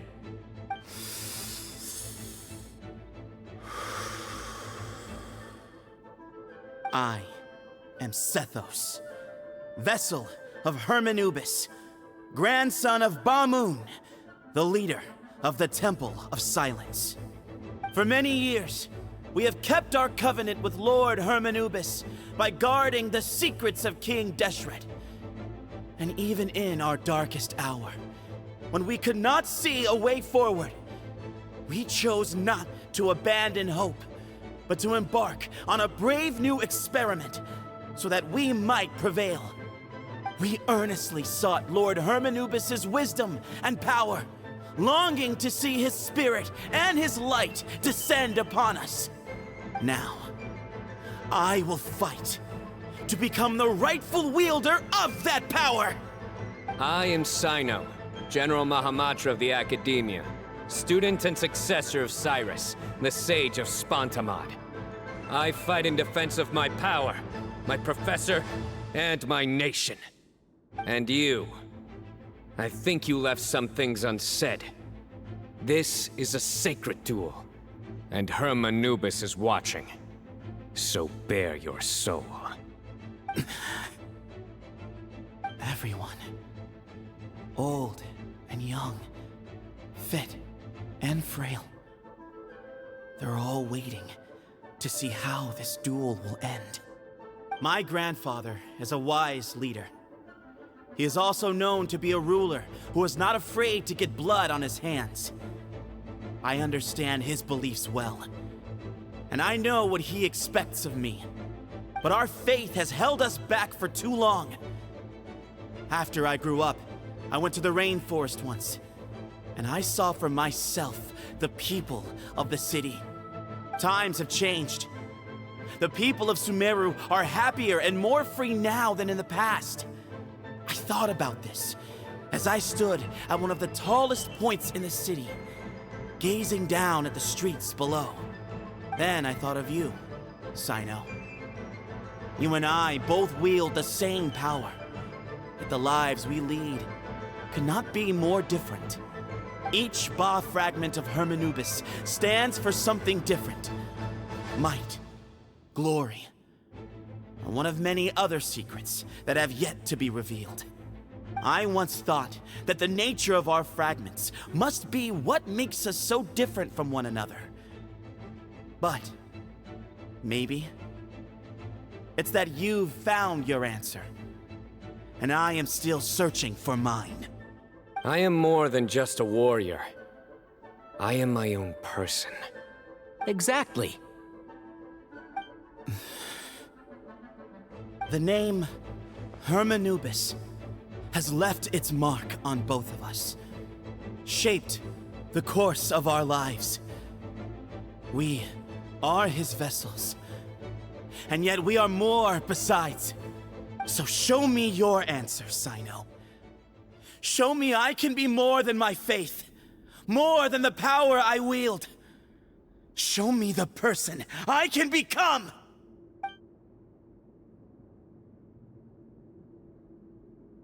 Bring it on!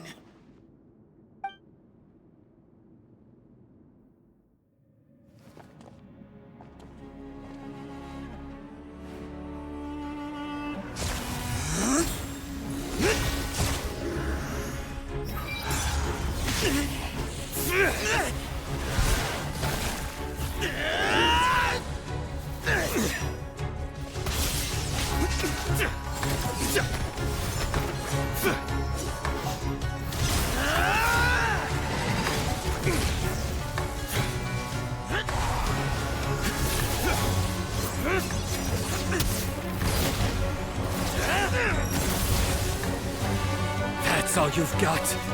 What happened to searching for your answer?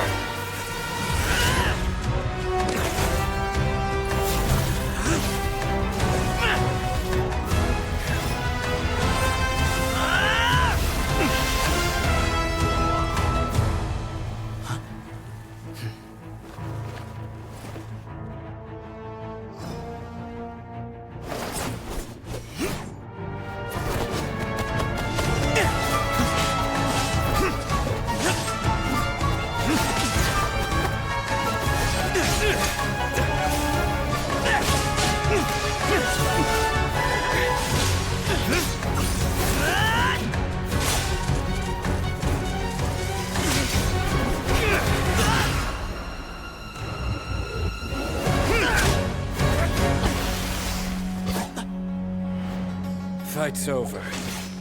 Do you yield? You won. Well then, looks like you found your answer.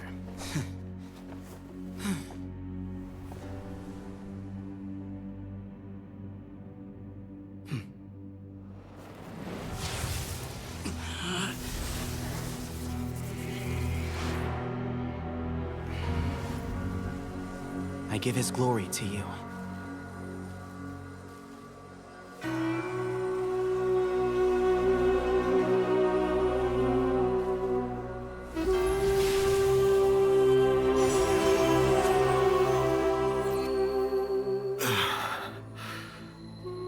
I've seen that light. That is the light of our Lord, the great Hermanubis, priest over all other priests. His spirit dwells within that lightning, and his will lives on. Once a warrior of Tynar, he emerged from the barren desert sands to serve the god king Al-Ahmar. After the death of the god king, Hermanubis gathered his followers and the Tynarian priests and led them to the city of Tule-Tula. There, they founded the Temple of Silence, and from that day forth, we became stewards of all knowledge that survived from King Deshret's civilization. Barely a century passed before war ravaged the desert. One by one, Eremite leaders took up arms against each other in battles that would devour what little remained of their civilization. Only the wise city of Tule-Tula was spared under the guiding hand of the Tynarians. But peace did not last. Coveting the knowledge of King Deshret, the beasts set their eyes on Tule-Tula.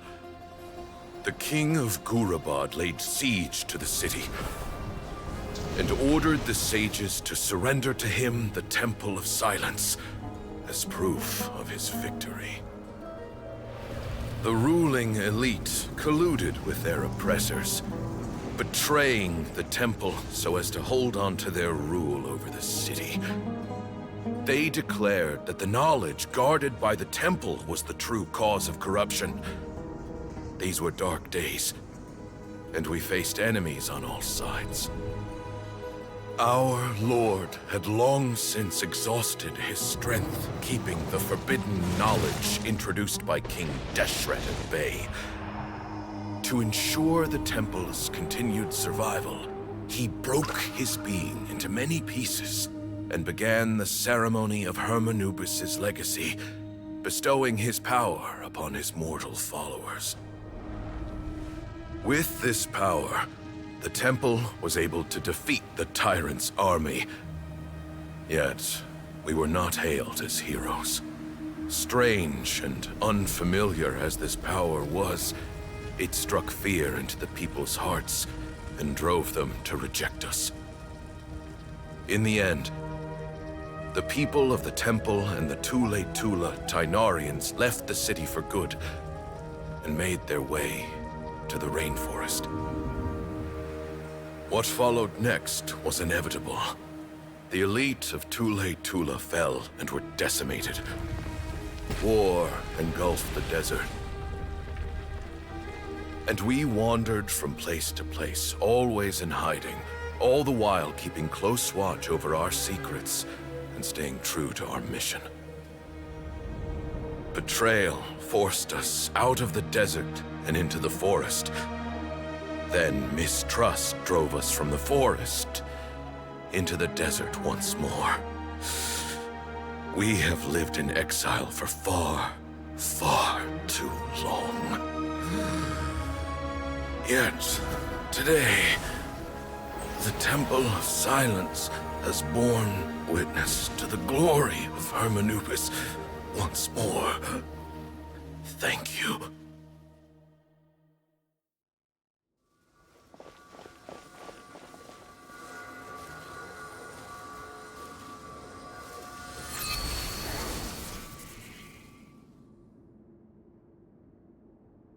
How is it? Do you feel okay?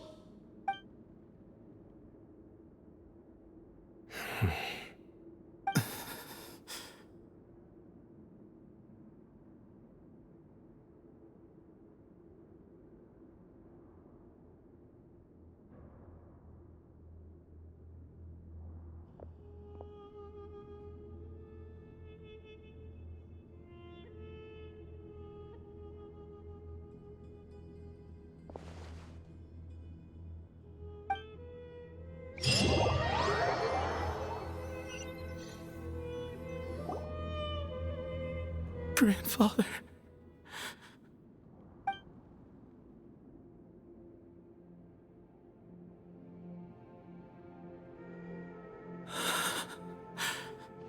Hey, Sethos. You'll get through this. I know. I'll miss him. I guess you were prepared for this. It's been a long time coming, huh? Yeah, he's been on death's door for a very long time now.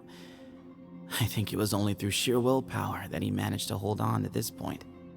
At least, he was able to see this chapter come to a close before he passed.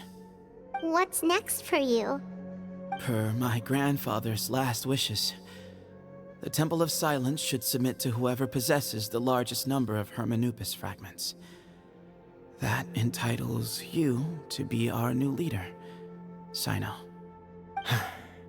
But that's never going to work, as I'm sure you realize. I'm the General Mahamatra. I am needed back at the Academia. I did foresee this possibility, and I gave it some thought. The fact is, I know next to nothing about the staff, records, and environment here. As such, I am ill-suited to be your leader. Sethos, I believe the honor should go to you. Were it not for this duel, or indeed if you had other intentions, the Ba fragments would most likely be in your hands by now. I'm sure Bamun never meant for anyone but you to be his successor. You really think so? I do. Still, I didn't think Bamun looked very surprised by the final result. Perhaps he had an inkling that this would be the way things end. Well, in any case, since the Ba fragments are with me now, I guess I can call the shots.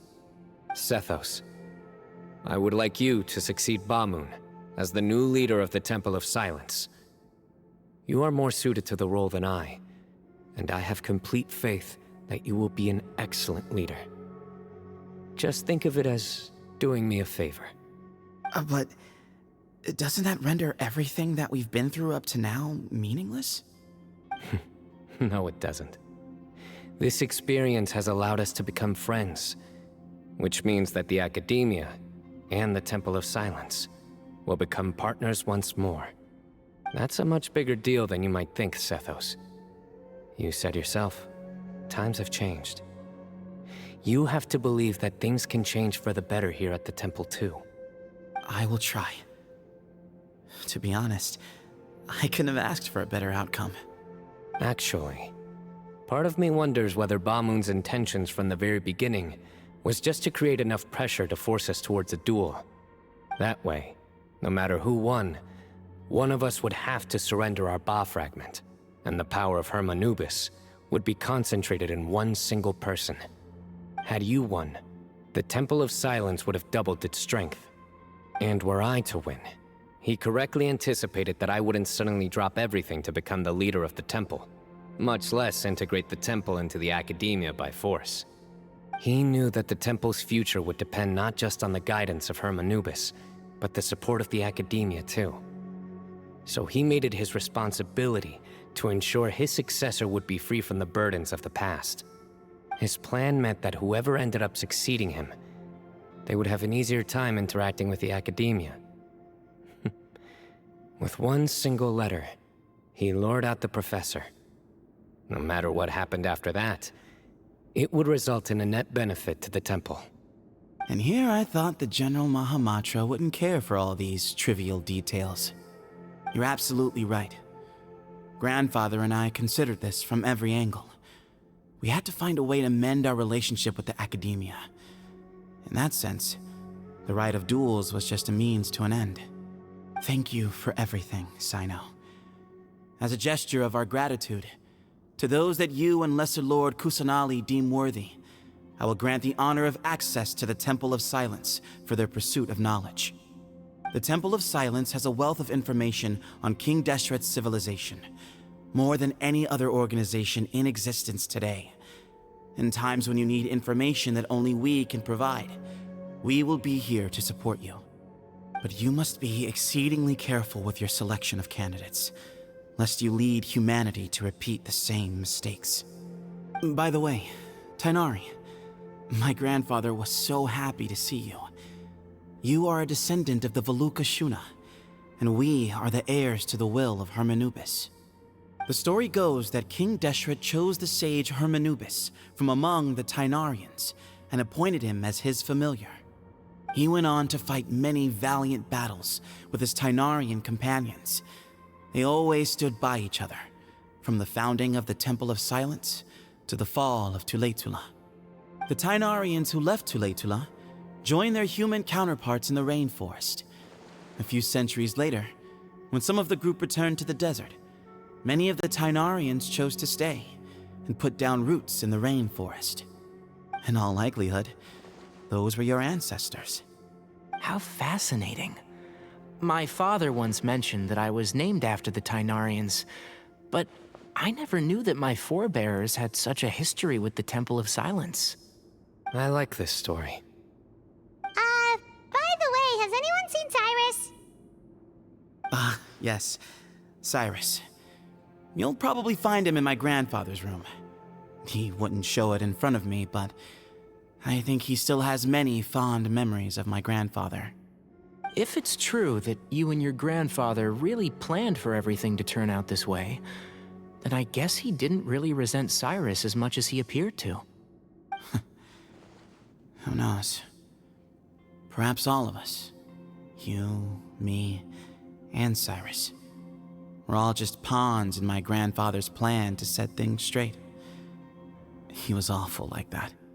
Someone's got to make the decisions when history is at a crossroads.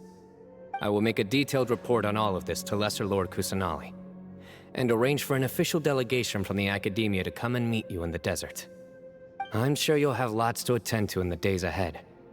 But once things return to normal, please come and visit the rainforest again. You should stay for a few days this time, and start to build some relationships. If we're going to work together, both sides have to get to know one another better. I will. All right, well, bye for now, everyone. I'll be seeing you. See you soon. Come hang out with us anytime.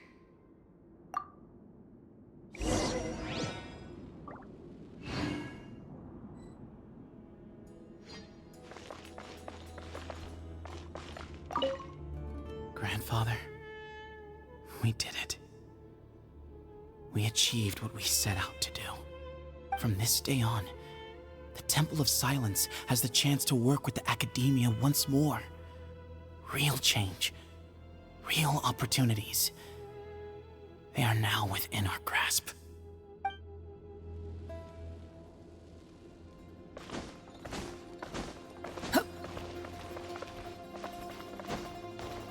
The wind rises.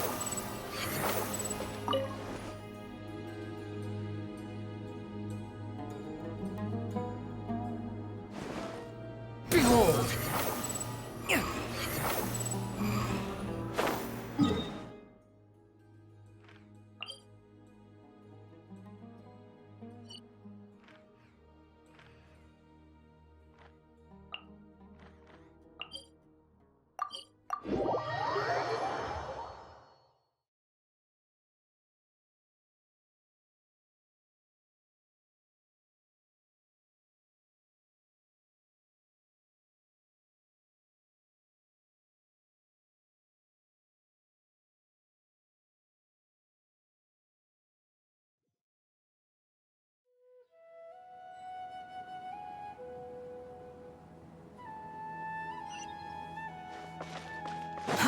Too slow.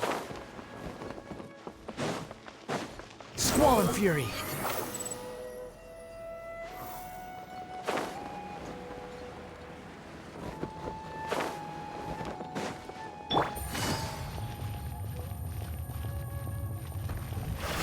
The wind rises.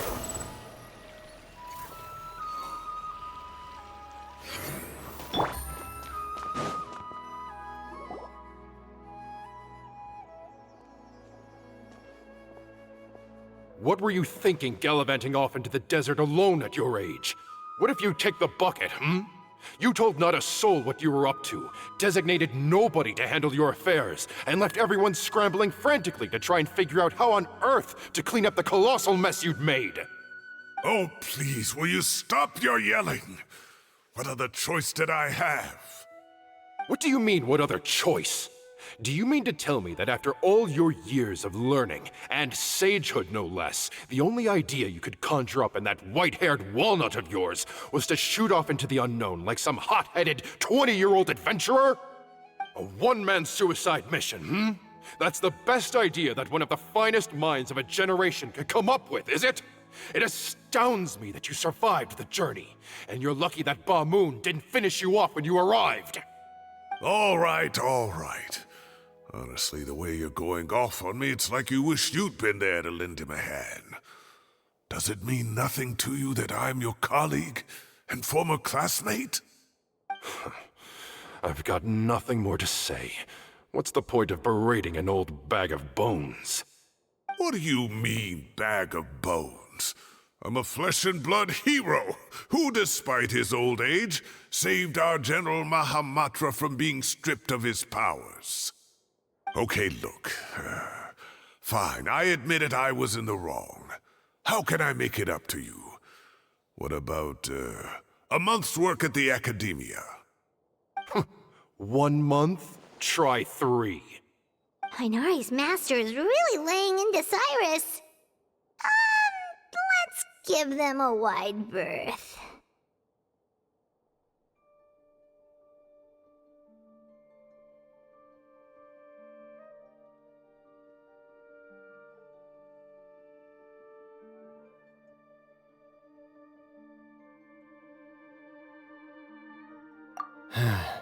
Professor brought this on himself. Don't pay any attention to him. Wow, I haven't seen Master get this riled up in a long time. The last time he chewed someone out like this must have been back when I was still a student. I think I'll go around and update everyone, tell them the situation's resolved. Want to come with me? We can go for dinner afterwards. My treat. You in? Makes sense. I'm in. Hyman's coming too! Let's go!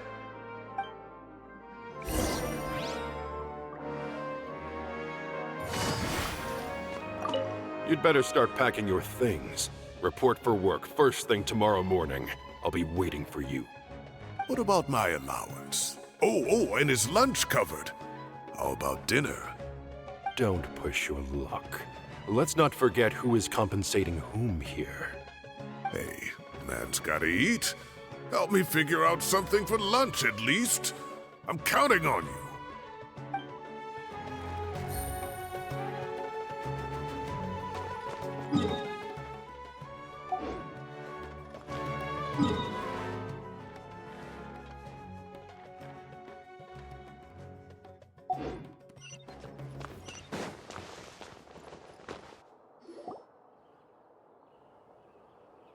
Hey, Kale. You're back! Well, look who we have here. Would you mind explaining to me what has been going on this past few days? I heard you all ran off into the desert and got embroiled in a major catastrophe. All taken care of. That does not answer my question. How could you be so careless? That goes for you as well. Yes, and you too. When you run into problems, you really ought to ask for help, you know? I've been around the block. Don't you think it would have made sense to involve me? And let's not forget, I know the desert like the back of my hand. Now would not be a good time to attempt to argue with Farazan. You're right. Mm-hmm.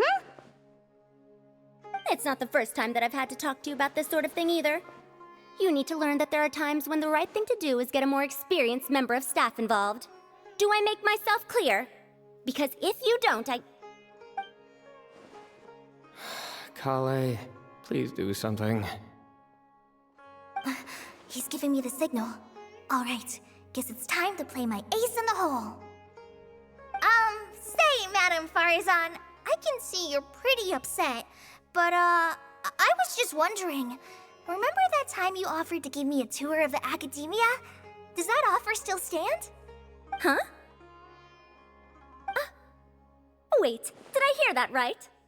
Kale, you remember? Wonderful. Well, of course the offer still stands. Come on. Madam Farazan will show you around the old classrooms.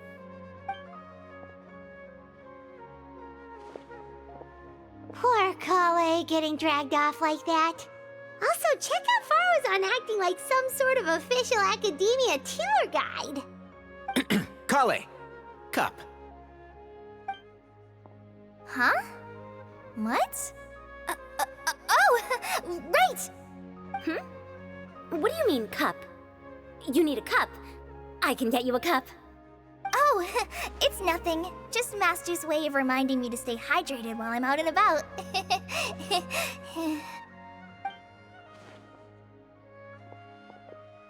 It's code for let's reconvene at the cafe. Tighnari and I used it while we were in school, and it's become something of a family tradition now. Oh, that's kind of fun. Mm-hmm. 2 people left. Let's bring them along too.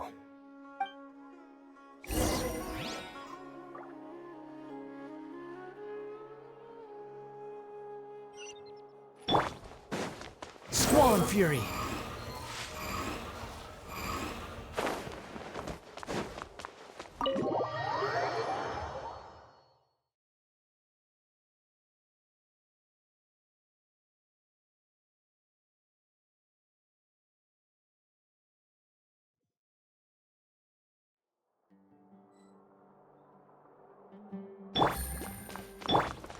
Behold!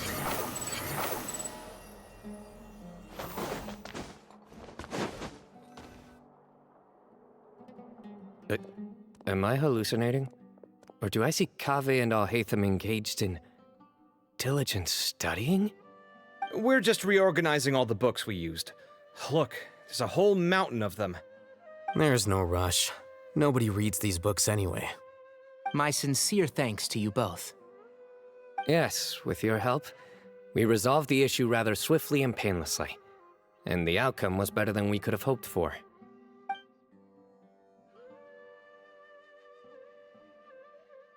I see. The Temple of Silence resorted to rather unique means of self-preservation. It explains how they managed to remain hidden for so many years. And it sounds like they managed to preserve a whole load of ancient documents as well.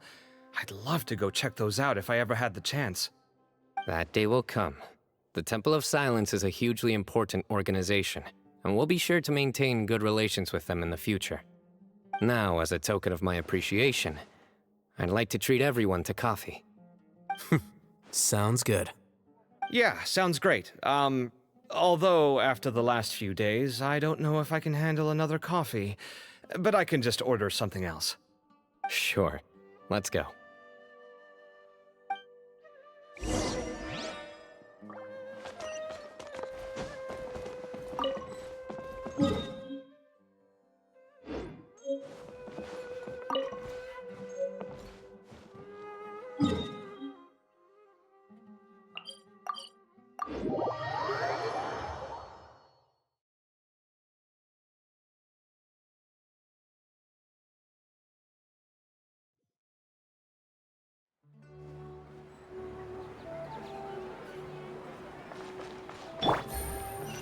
Take it easy.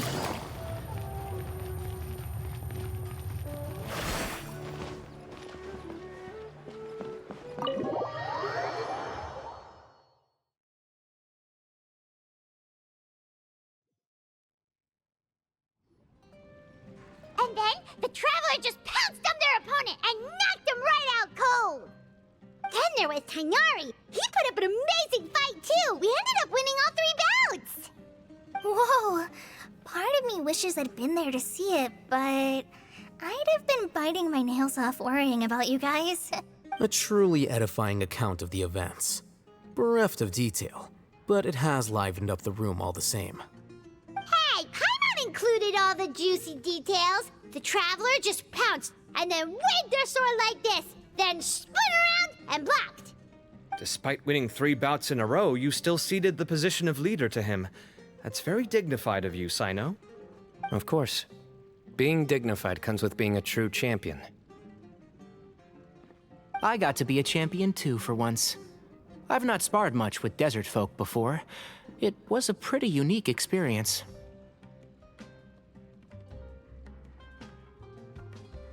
Yeah, huge place. It felt like something right out of an epic poem. Imagine this. It was like there was...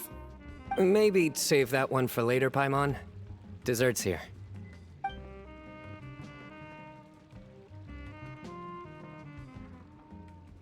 I think that'll do me for today. Shall we stop off at the House of Dana again before heading home? We should probably finish putting all those books back. My thoughts exactly. See you around. I should get going as well. See you all later.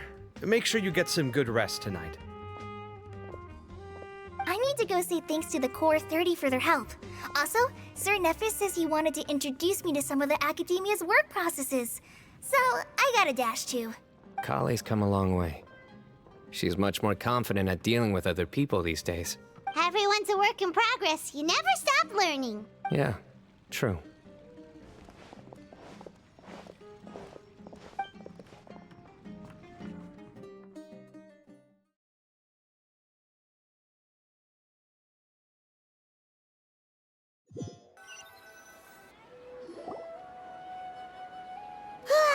That was good. It feels like everything's finally wrapped up now. Life is all about these moments when you can finally relax and hang out with good friends after a job well done. And also, those desserts Cyno got, they were really good. Paimon definitely needs more of those in the future. Do you 3 have anything planned for the rest of the day? If not, would you come somewhere with me? That's a secret for now. Wouldn't want to spoil the surprise. Okay, I think I can guess what you're talking about. It'll definitely be a nice surprise. Well, now Paimon's curious. Come on, let's go.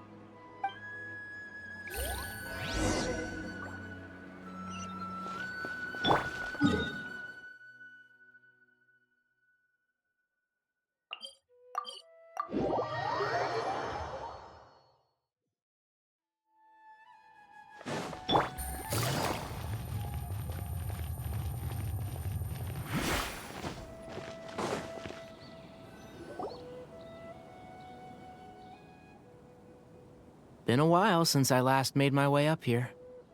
Wow, look at this place! We're so high up! Need any help?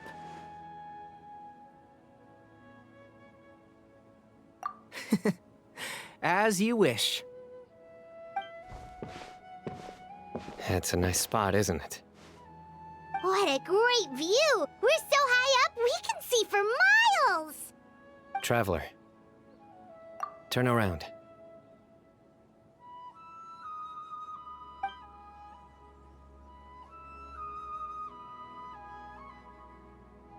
This is my secret base. Somewhere I only bring my best friends. When I was a student, I used to slip away and climb up here all the time, just to clear my head. I was quite young then, and hadn't made too many friends yet. Back then, I had a lot of the same questions that Sethos was asking. Who am I? Why do I have this power? And what should I be fighting for? Our gifts help us to find our rightful place in the world. That was my experience. And I'm sure Sethos will figure things out in his own time, too.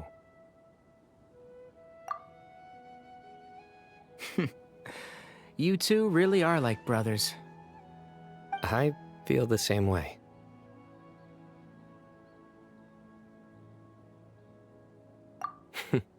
Of course. I see no need to be humble when it comes to the facts. I still remember one time when we came up here to chat and do our homework. Cyno accidentally dropped a fruit. Luckily, he has fast reflexes, so he caught it just in time. That was the one and only time. Nothing will ever slip through my fingers again. Those were good times. I kinda miss the student life. You know, Paimon really shouldn't be able to imagine Cyno doing something like that, but for some strange reason, the mental image is coming through clear as day. Then make it stop. There's somebody there. It's Professor Cyrus. You guys carry on without me. I'll be right back. Okay. Huh? Hey, you're not supposed to jump down! Be careful!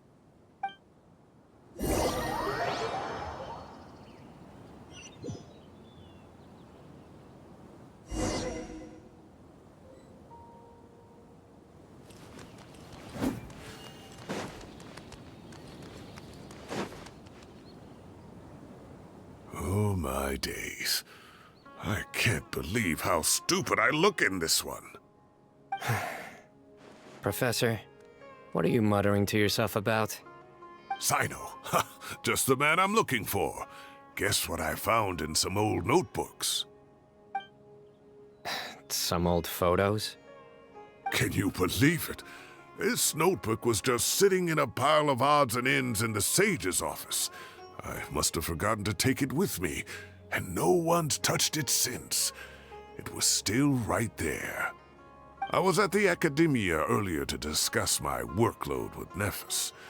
I swung by the old office to have a look around and just happened to cross it. Oh, time flies. Look how tiny you are in this picture. Still a kid. You look quite young yourself in that one. Ah, it's this one. I remember that. Lisa took it, didn't she? Yep. Looks like her work, all right. Who else could have found just the right angle to make me look so unbelievably hideous? And this one. Looks like we're both dozing off. Oh, cheeky girl. Taking secret photos of us without our knowledge. Is there something you'd like to say to me, Professor? Like what? Like, these are good photos, aren't they? Hey, at moments like this, I hardly know where to begin. I can't pretend I'm a good person. Bamoon had every reason to despise me. And well, so do you if you feel the same way. Don't be ridiculous, you old codger. Is that not what you wanted me to say? Oh, I've dreamt of that place many times after leaving the desert. Sometimes I've dreamed that I was doing research with him again. And other times, I dream of the day they saved my life. Oh, it was one of the happiest times of my life. We all learned so much from one another. You've matured so much over the years, Cyno. Since you're my professor, I should save you some face by not calling you out on all the non-answers you just gave.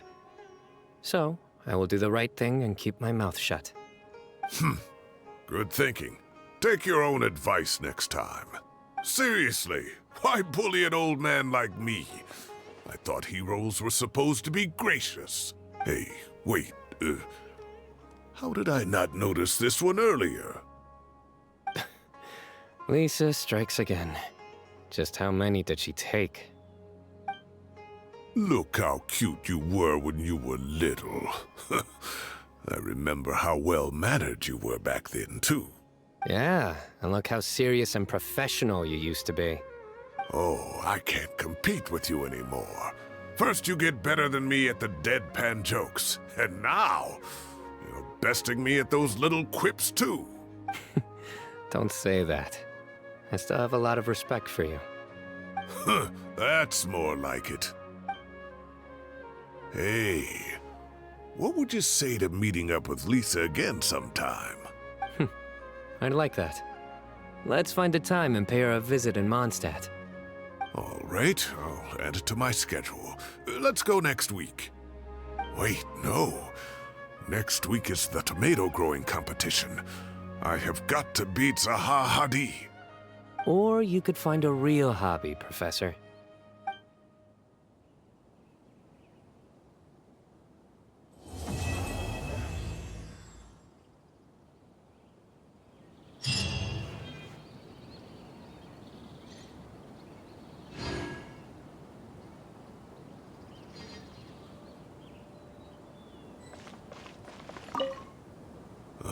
Time has passed too quickly. The children have all grown up. But it turns out grown-up kids are no use. When Nephis comes after me, Cyno still can't do anything to protect me. Oh, that boy.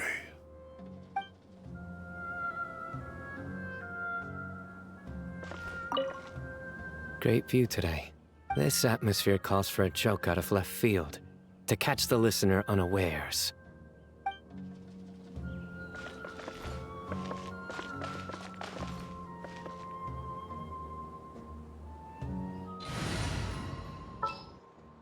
There are still so many places for us to explore.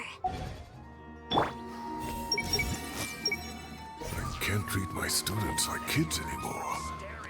I have to admit, Cyno has matured far beyond my expectations. From now on, I'll just enjoy life as a retired sage. Joke. How do I make this a joke?